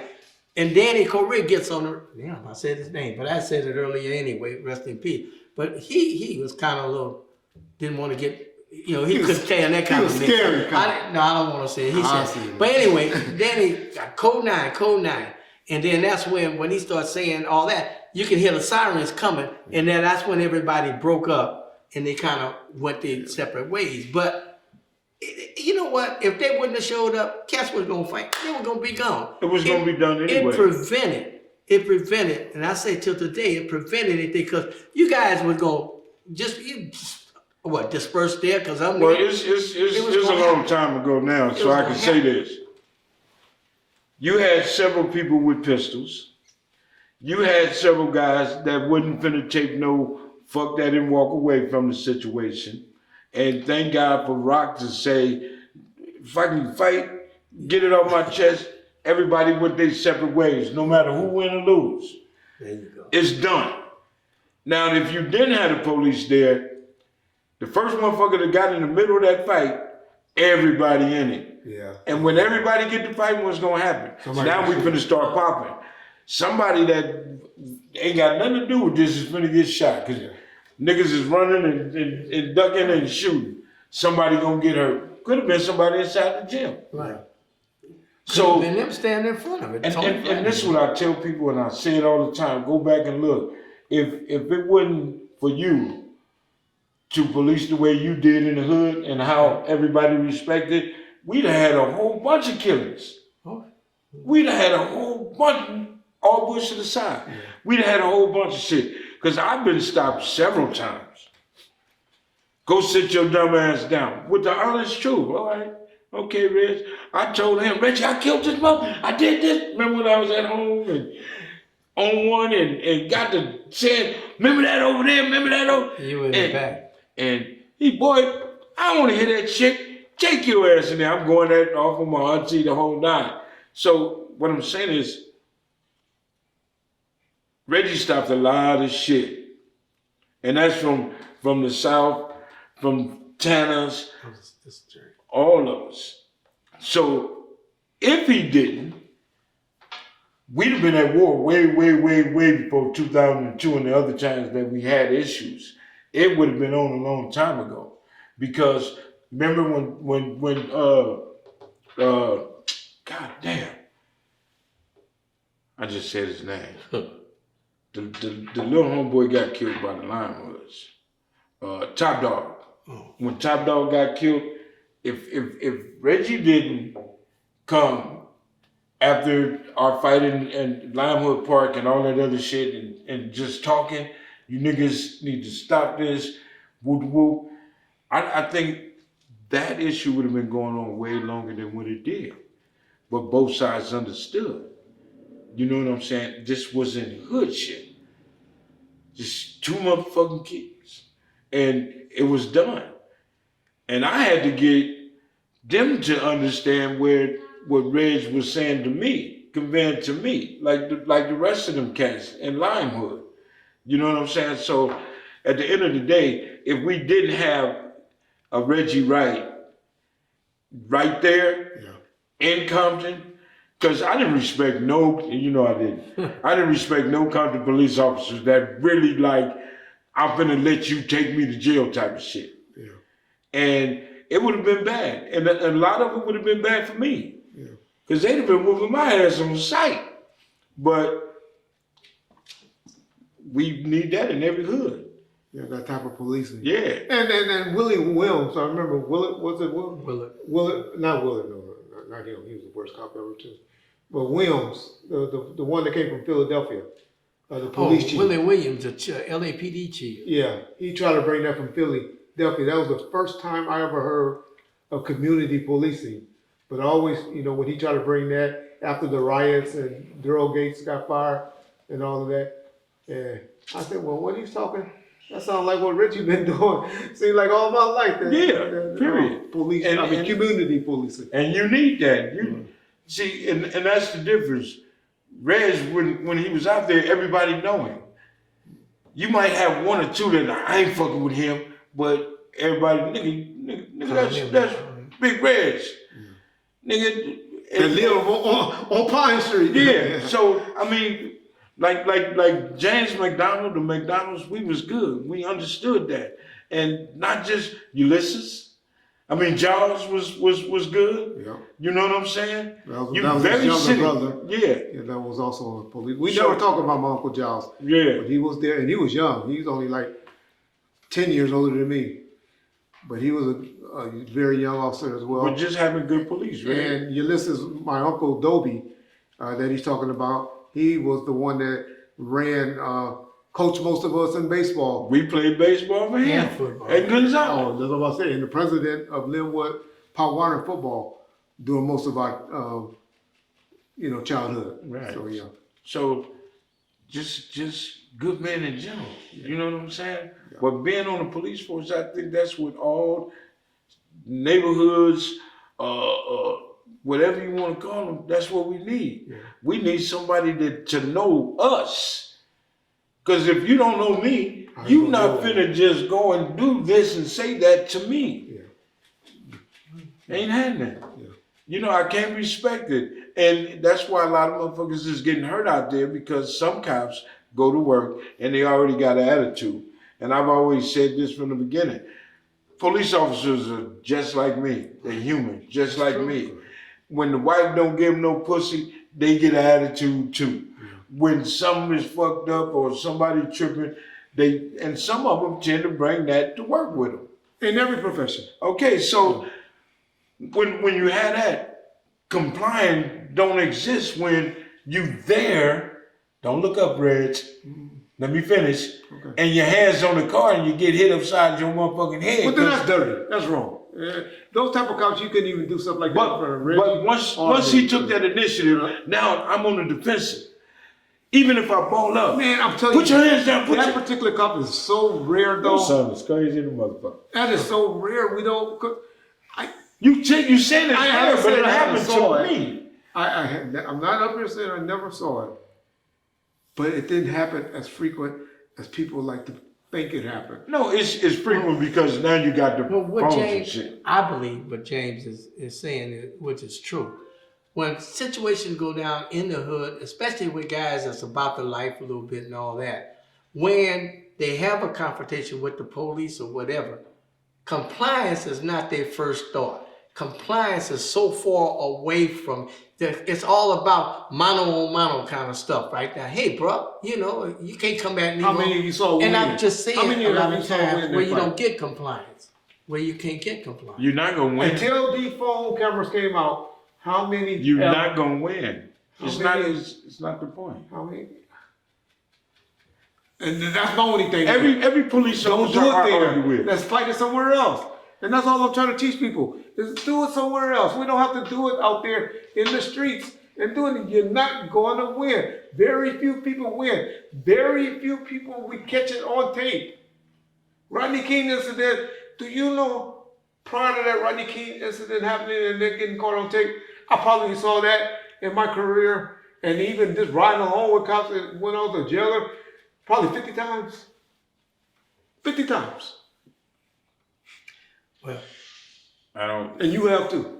yeah, well, but the thing is, different. naturally, the first thing that should happen in any, not confrontation, but any contact, any kind of contact with the police, and they request that you request or demand or do whatever they do to try to get you to comply so they can do whatever they want to do besides whooping you behind for no reason, then you should try to at least go along with it. You can talk a little head or whatever, you shouldn't talk any, but at least do what they ask you to do, then deal with it later. That's your point.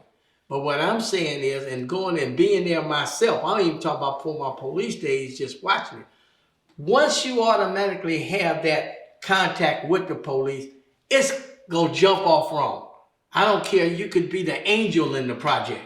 You understand what I'm saying? It's still gonna jump off wrong. Because number one, he's coming at you hard and provoking you, because in some cases he may be scared, even though he all this, you know what I'm saying? He may be scared his damn self. And then you got the guy who ain't backing down, especially not in the hood.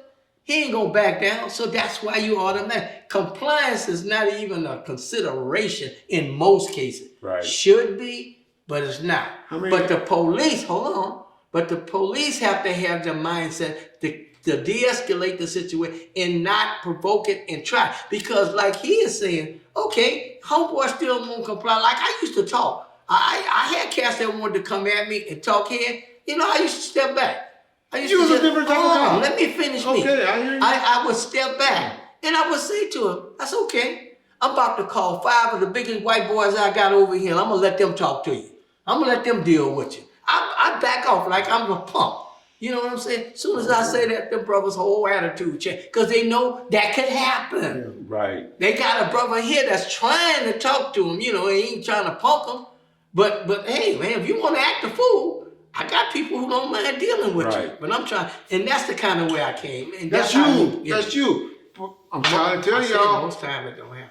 Yeah, please reiterate that, because everybody think you watch that on YouTube all day with traffic stops and everything.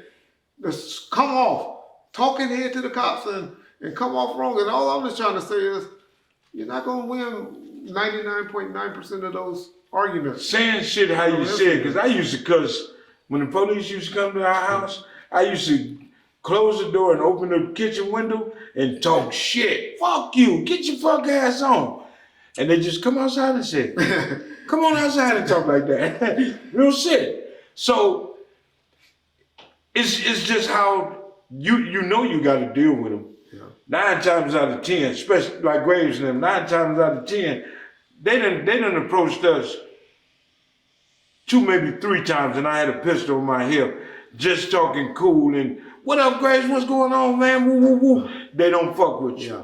But if you just, man, I don't feel like it today. What the fuck you think you is? Yeah. Get your ass on the car. Well, become contempt of cop. You know? So that's why they gonna react. And that's all I'm asking. It's just keeping you in check, and that's what they want. Every cat, like Big Frank. You remember Big Frank? Oh, yeah. Used to wear all the rags like Big Frank. Big Frank had no respect. But when he saw, when you came across us, how you doing, Reds? Laying with police? Fuck out my face. I'm just saying there's a difference. There's a difference. And if we had police officers, if we had police officers that came and conversated and talked, which you do have them all around, that talk to some of these cats, because Mom James ain't the only one to say Reggie was a good cop. Yeah. It's niggas in every motherfucking hood. Oh, Officer Reggie. Oh yeah, man, he cut me a break. Oh man, he cool. That's good people. Wouldn't say shit dirty and slap the shit out of nigga if that nigga said something foul about it. Happen a lot. You see what I'm saying? So that's what our community needs. I agree with it. I'm just trying to say you don't have a whole of 200 cop law enforcement agencies. You might have 20. I don't even think that high. That have back then. Yeah. Now I honestly can't say, because I don't know. I don't know, because I haven't been on that side of the law in a long time, and so, but from what I see, but then I know from my interactions with the cops, when I come across them and they don't know who I am from, when I come off as yes sir, no sir, you're right sir, I'm sorry sir. Right. Generally, okay, go on your way. But if I go, what you pull me over for? Why you pull me over? Why you? Okay. Well, since I just dropped in on this and said, Reggie, I see exactly what you're trying to do, what you're attempting to do, and you're doing it for the most part, is educate the environment that's out there today. Right. But it's very hard to sit with James and to try to compare whatever happened back in our day versus that in terms of interaction with the police. It's much, much different. Although the bottom line is, regardless if it was back then or now, if the police approach you and come at you right, comply. Do the right thing. Don't provoke them. A lot of kids nowadays think they can because they know everybody's watching. Yeah, right. They know they got cameras everywhere. Yeah. So they are more apt to talk here. Right. If I would have been trying to be the police, even with my approach, and I would have got more than I got then, because they respected it and they didn't want to. But now they think, oh, Reggie Wright too. But he do something wrong. He can't hit me. He can't do anything to me because it's all over camera. You see what I'm saying? So compliance is hard, but you trying to tell them you need to, because in the long run, Reggie Wright or whoever that is going to get so much help here. You know, you might knock one or two people out, but when it's over with, you lost. You lost. It is, because their army is bigger than your army. Okay, but that's then. But even back in the day, we didn't have, you know, all this tape and Big Brother watching everywhere. So they kind of thought they could get away with stuff unless they respected you. And the thing is that you come at a person, right? I've dealt with some of the hardest cats that probably, and I hate to say it this way, might have would have cut their mama or slapped her or something, that didn't slap me because how I came at him. Right. You see what I'm saying? Mama might have came at him hard. I came at him in a way I'm not going to back down, but he's a man, you know, or he's a young man or what. I'm going to let you have your little leeway. But I learned that because I came up in the Imperial Courts and I saw that and I witnessed that. Yeah. You know what I'm saying? Most cops don't. Correct. Most cops think. I got my badge and gun. I'm above everything. You know what I'm saying? And that's why they provoked and did stuff. But you don't catch them doing, a lot of them don't do that when it's just one of them or two of them. And there's eight gangsters standing there. Right. You know what I'm saying? So it's different areas. But hey, I'm just glad to be here. I'm glad James is here. Right. But the thing is that, you know, it could have either went a different way. Yeah. But that's kind of like the errors. Hey, but I gotta talk to you later on. Not all of this. Okay. It's a lot of stuff that still not clear in my mind. So, like I remember on you were talking about Kimmy getting shot that bad. It's kind of coming back to me, but I'm supposed to remember that like mad. Yeah. But now I'm sitting up here wondering, I'm not gonna let nobody shoot Timmy like that, and I don't find out who done it. Or, you know, I don't. It didn't bother me who done it. Out who got it. I don't know. But I mean, you know, back then we was living off of what they call that, retaliation. Hey, that's all you care about. Let's get away from it. He's okay. Yeah. Okay. Somebody that didn't matter. So no, it was just the day when we got there, and then you pulled up on the scene, and those cats were like gloating about. Like they got that nigga. Shooting the plow. Were they Southsiders? No, they was in the hood. That's what you said. They came from Southside. Cross Long Beach. They right by each other. I just went ballistic and just got to banging. You see all these motherfuckers? And he handcuffed me because I wouldn't calm down. Yeah. And I was sweating and it was hot and it was. And you remember this because you said you stumped. That's what he laughed about. That you were so mad about how bad Shane was. To be honest, I remember a lot of shit that happened in the neighborhood. You name him, I can tell you about him. You name it, I can tell you what happened. Damn, there didn't too much happen without Mom James knowing what the fuck went down. Yeah. The police got up on shit. Compton, every time something happened, Compton come shit right there in the alley. Because they knew we would come through the alley and hit the had the clubhouse back there. And then y'all hung out in that garage. Yeah. And they would come and post up on that street. So if they coming, they're gonna come over here. So that's how bad it got. Yeah. But like in the 80s, me, Drew, Hank, Karate Rob, Robert Rose, all of us, just walking the neighborhoods and being pulled over. I've been pulled over by him. It's been a long time. Many times and had a pistol, but I'm not a threat. It wouldn't, what y'all up to type of shit. Yeah. So just be cool. Yeah. And trust me, I probably knew or figured you had a pistol. Didn't want to, but I didn't, didn't want to find it. I ain't going there. I ain't lying, like you said, you wasn't no threat. I wasn't no threat to you. Right. And I wasn't no threat to you. I remember, like when you used to come and check that meter thing, and when I was with Edison, with your jacket on, and when I was a reserve, you used to talk to us right there in the front yard before the gate was there and all that shit, and just understanding and knowing, different shit that you used to say. I've already had shit pretty much figured. You know what I'm saying? And then when you became a police officer, it was like, when this happened? What's going on here?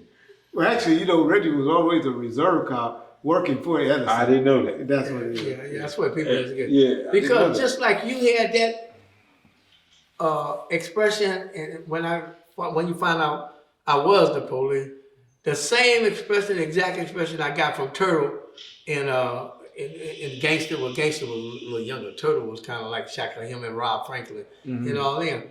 I used to be over there all day long collecting the light bill over on Rose Street when they were coming up. Right. They used to have their dice games and all that. You talking about Santana Block Crip Show? But I got along with them because, like I've said before, I used to have to cut their lights off when their mamas or something couldn't pay the bills and stuff. But I was we're sure talking about Turtle on that because Gangster got real offended about that. about what? Not Gangster. Yeah. I meant Turtle. Yeah. I was over there. Gangster lived over on Elm. He lived in a different area.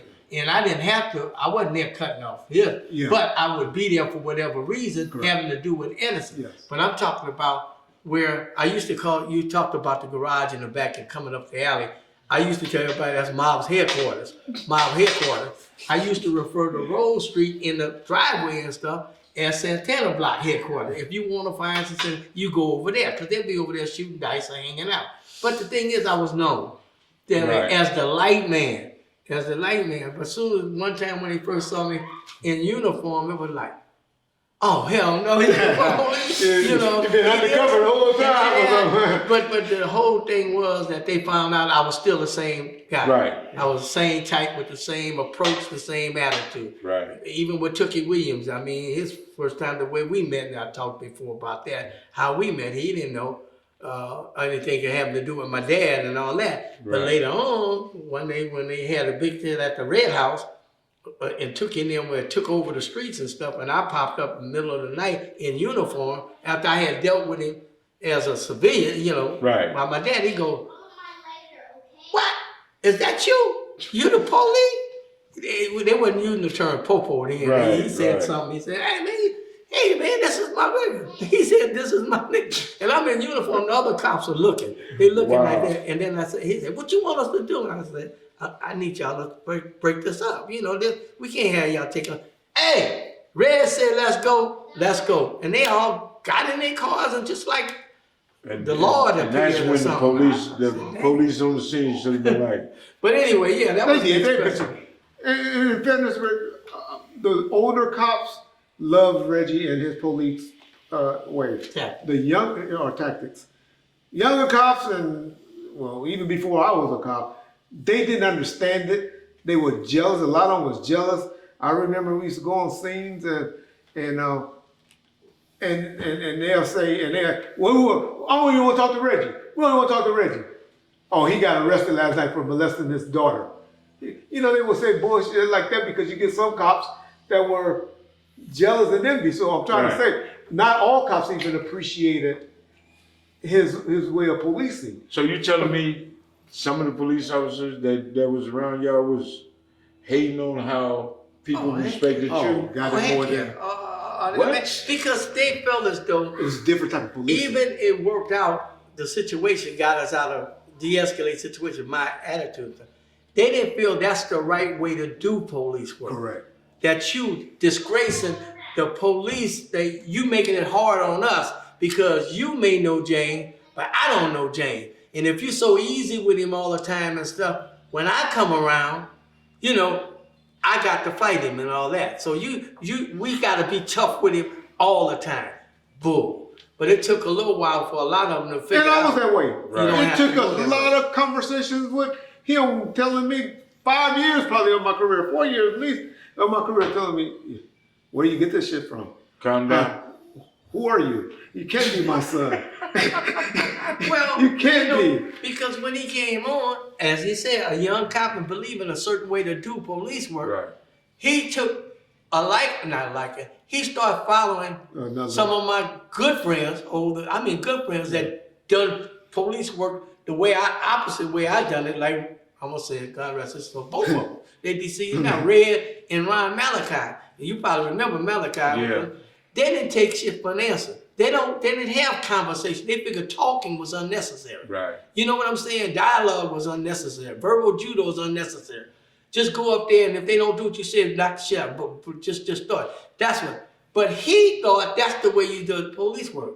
So he started following their way of dealing and not accepting mine. Where the guys in the hood, not you, so because he knew you in the hood, but them Crips and stuff hated him because they said, that ain't your son. They used to think Fred Reynolds was my son. Said, that Reggie got a post, that ain't him, until they see Wright on his tag, you know. But they used to tell me all the time, hey man, that son, that ain't your son. Yeah, you know, that's Ron Malachi's son. That's Red Nixon's son. But he had to I learn. was young. He had I was to 19 learn. years old. It He took had me to a learn. while. And it took me 4 years, 5 years to learn that ain't, you know, The best way to better, handle and how quick management upstairs frowned upon that and didn't have your back or would roll you up.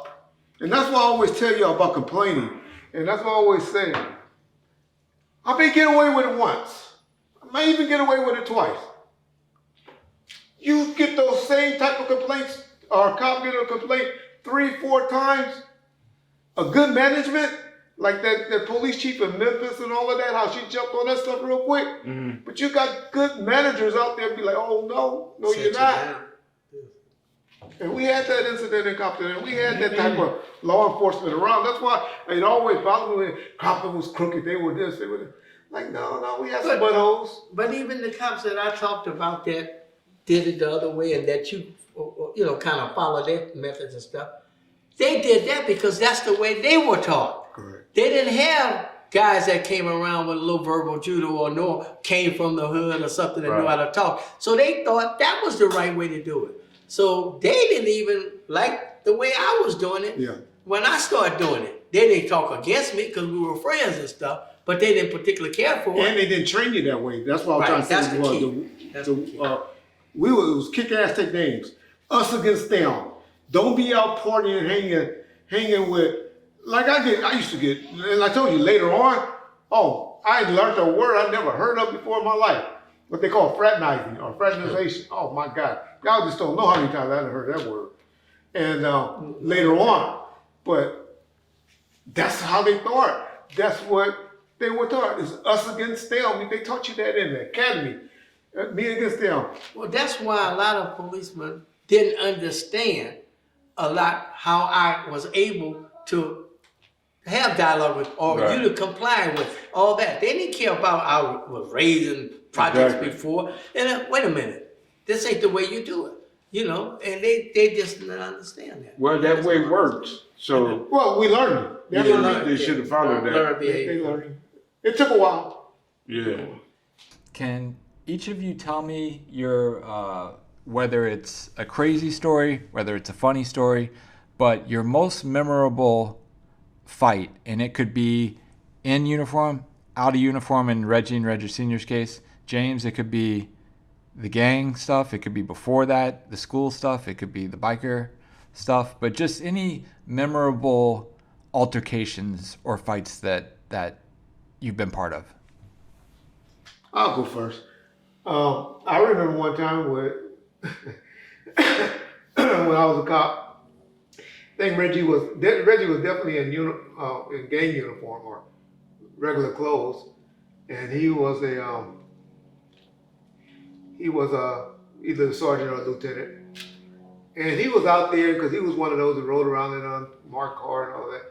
And we went to this Mexican bar late at night on Atlantic.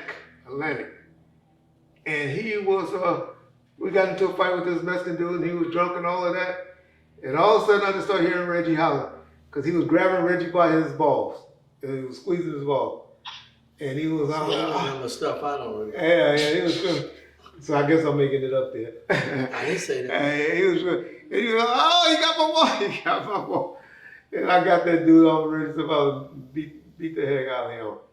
But I always laugh about that one. But my best memory fight, not best, one I'm not proud of that happened that all of y'all done heard about and known about that comes to my mind when I think of fighting is with the strongest nigga I ever ran across. And that was neck bone. I remember me and the smallest cop I probably ever worked with, but he was a killer. He was a shooter. Must be talking about Paredes. Chris Paredes. We was over there on San Vicente Street, and we took, Neckbone was really trying to get away. I always said he was trying to fight to get away, but he was just trying to get away, knowing him now and knowing his mannerism and all of that. And man, I swear, I probably was on his back for 5 or 10 minutes before the troops felt like they came. And I'm surprised Paredes didn't shoot him if he was with you. he probably wanted to, but he probably couldn't because I was on his back choking. And Neckbone was, I tell y'all, this man, and I was probably I wasn't as big as I am now. I was probably about 220, 225 with police equipment on, so that make you about 230, 235. And he was doing push-ups with me on his back, trying to get away. That's how strong. So, and y'all think of 250 pounds on your back, and you doing push-ups. Hey, he's strong in the mug. He's strong in the mug. Yeah, that was one for the ages. Anyway, you want to go? Because I was just gonna say, I just was fortunate in my career. Maybe I just talked a lot and knew how to verbal judo right quick or something and de-escalate stuff. But I can't remember many fights I was in, actual fights, But the one that stands out, and I think about it all the time, every time I'm over by the house, and you might know this, kid, when I over by Mama's house and stuff, it was this guy and his wife or lady or whatever lived right up the street, about 5 houses. You remember my boy Johnson? Last name was Johnson. He used Larry? to live not too far from y'all house, from the Circle, and he used to work on cars. Matter of fact, I think a car fell on him. Yeah. Oh, yeah. I forget Baseball his player. name. Yeah. Henry or I know you're talking about. Yeah, what but you're right. Ain't it Larry? I'm trying to tell y'all the house. No, it wasn't Henry. I I said when I Larry. hear I it. said Larry. But anyway, next door to his house, that's this house. There was a guy that lived there, was a transgender. I mean, he was a woman that turned into, no, I'm sorry. Yeah, he was a woman that had changed over into a man. He lived right there in that house with this lady. And he was every bit of 6'8", 6'7", 6'8". So it had to be a man that turned into a woman. Yeah, and I mean, he was big, but he was with this lady, and they got into a fight. I mean, he started whooping on her. Mm-hmm. And it was like 12 o'clock in the afternoon, right? Not too far from, because matter of fact, when I got the call, I was at my mother's house. Me and Angie Miles, female. Angie was a great cop. She ended up being the first female black helicopter. I don't know if you remember Miles, Angie. But anyway, Angie was my trainee. And I took the call. I remember running out the house because they said, guy beating up this woman. Right up, shit, I could have ran down there. Matter of fact, I think I did. I think Angie brought the car.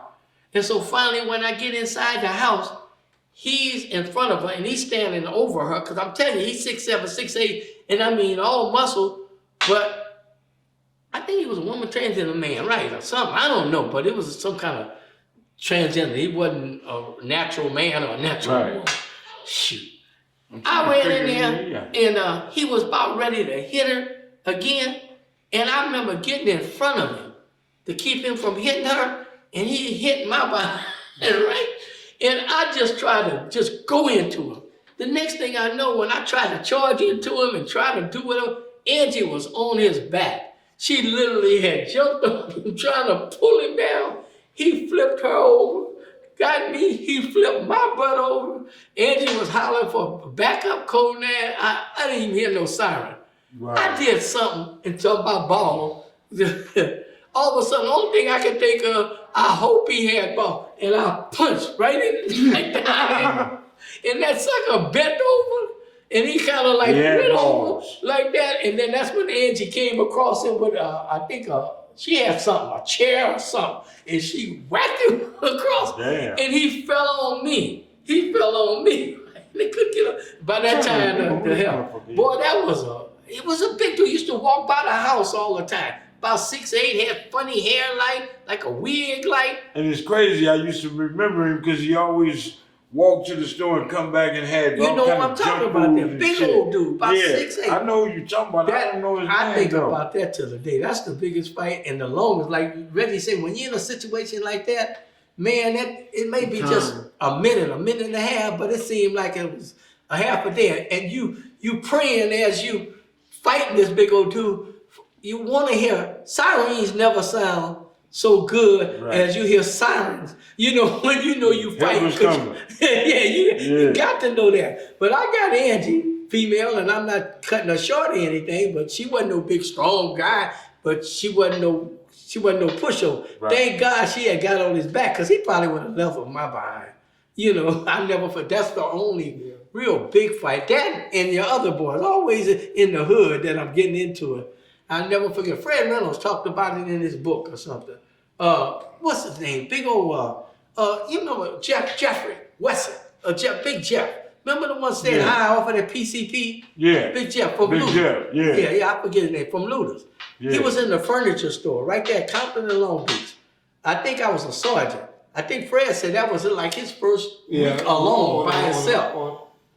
We get to the furniture store, and this fool full of this PCP, another 6'7", 6'8", but he was jail built. You know what I mean? Yeah. That sucker was like strong, Big Jeffrey. And Jeffrey, I don't know if it was Wesson or whatever his name, but it was Jeffrey. But anyway, I get up to the store, and they said disturbance inside the store. This fool is in the store, and he throwing lamps and all kind of furniture. He just destroying the place, right? And as soon as I got up in there, I knew he was high off of that PCP. And somebody, it must have been Fred, because he talked about it, came in the other door and got his attention.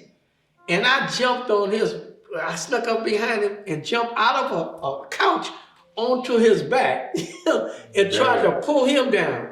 And what did I do that for? That dude didn't do nothing. I think I became a windshield wiper or something. You know, and he got the all kind of this, and I guess Fred, if it was Fred, but somebody else then hit him from the front, and then some kind of way God gave me some strength from somewhere. I got a hold of him again, and I was able to pull him down, and then he looked over, and then he said, "Let me go, Reggie. You let me go, Reggie." Damn. And he really realized who I was then, and then he just like submitted.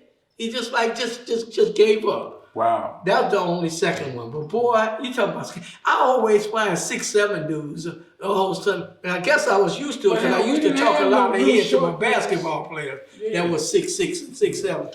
But anyway, that's about Reggie. That's about the only two that I really remember. But boy, I got 900,000. you probably got about 100 of them. 1,000 of them, but I don't even want to talk about none of them. One, we was at a club, and all the homies, they beating the shit out this motherfucker. In Compton? Nigga, no, we in downtown LA. Okay. And basketball players, everybody at that motherfucker, right? I got on the white, all white. Motherfuckers dressed up, kicking it. And this dude, he coming there, he bumping everybody out the way. So they out on the patio, and they attack. But they hitting this dude, he ain't going down. I'm talking about bombing on him. I'm like, what the fuck is wrong? I'm sitting there drinking my drink. Like, these niggas looking sorry the motherfucker. So I went over there and moved everybody out the way and hit the motherfucker. Then grabbed him, jumped on him. And everybody, when I took him down, everybody else jumped on the motherfucker. Like, you sorry motherfuckers. But was he high or was he on? Yeah, he was high. He was PCP? on something. I had one motherfucker come in the house. My mama, my sister Punky, and everybody sitting in the living room. This motherfucker walking up the street, hollering, stick, stick, stick, served up. And come in the house, and they hollered, Jay! Yeah, on killing. I could have killed that motherfucker. I could have killed that motherfucker. There's so many. One motherfucker, I fucked him up. I had my car parked, started still. We at Melvin them house, down the street where Motor and them lived at, on Ward? Tell me your boy Melvin. Melvin, Lake Melvin. Over there with, where I Got it. right across the street, right across the street from Getting cousin now. No, from Dan your Raymond. brother's. Oh no, he ain't talking about them there. He talking about woo on them house. Oh, he's talking about around going by Aiken. Yeah, right down the street. Okay. Where's Showboat Mama house at? Showboat, yeah, I know. Talking about Kenny Tubbs and I know he said, not when he Kenny said Tubbs. Showboat. Kenny, but it's Kenny. But his mama was a nurse. K Tubbs. Yeah. So my car started, and this motherfucker jumped in my car, trying to take off. I beat the shit out of that motherfucker so bad, but Reg, the motherfucker hit me in my ear, and It was throbbing with his hand. And I think I was deaf for a minute. And I was like this and shit. And Mel trying to grab the motherfucker and holding him. And I was like, fuck this, you trying to take my car? I beat the shit out of that motherfucker, man. Was a brother? Yeah. I'd have killed him if he was a white boy, to be honest. Walking in the hood, taking cars just like that. I don't know, I done did some stupid shit though. I done had some stupid ass fights, some good fights.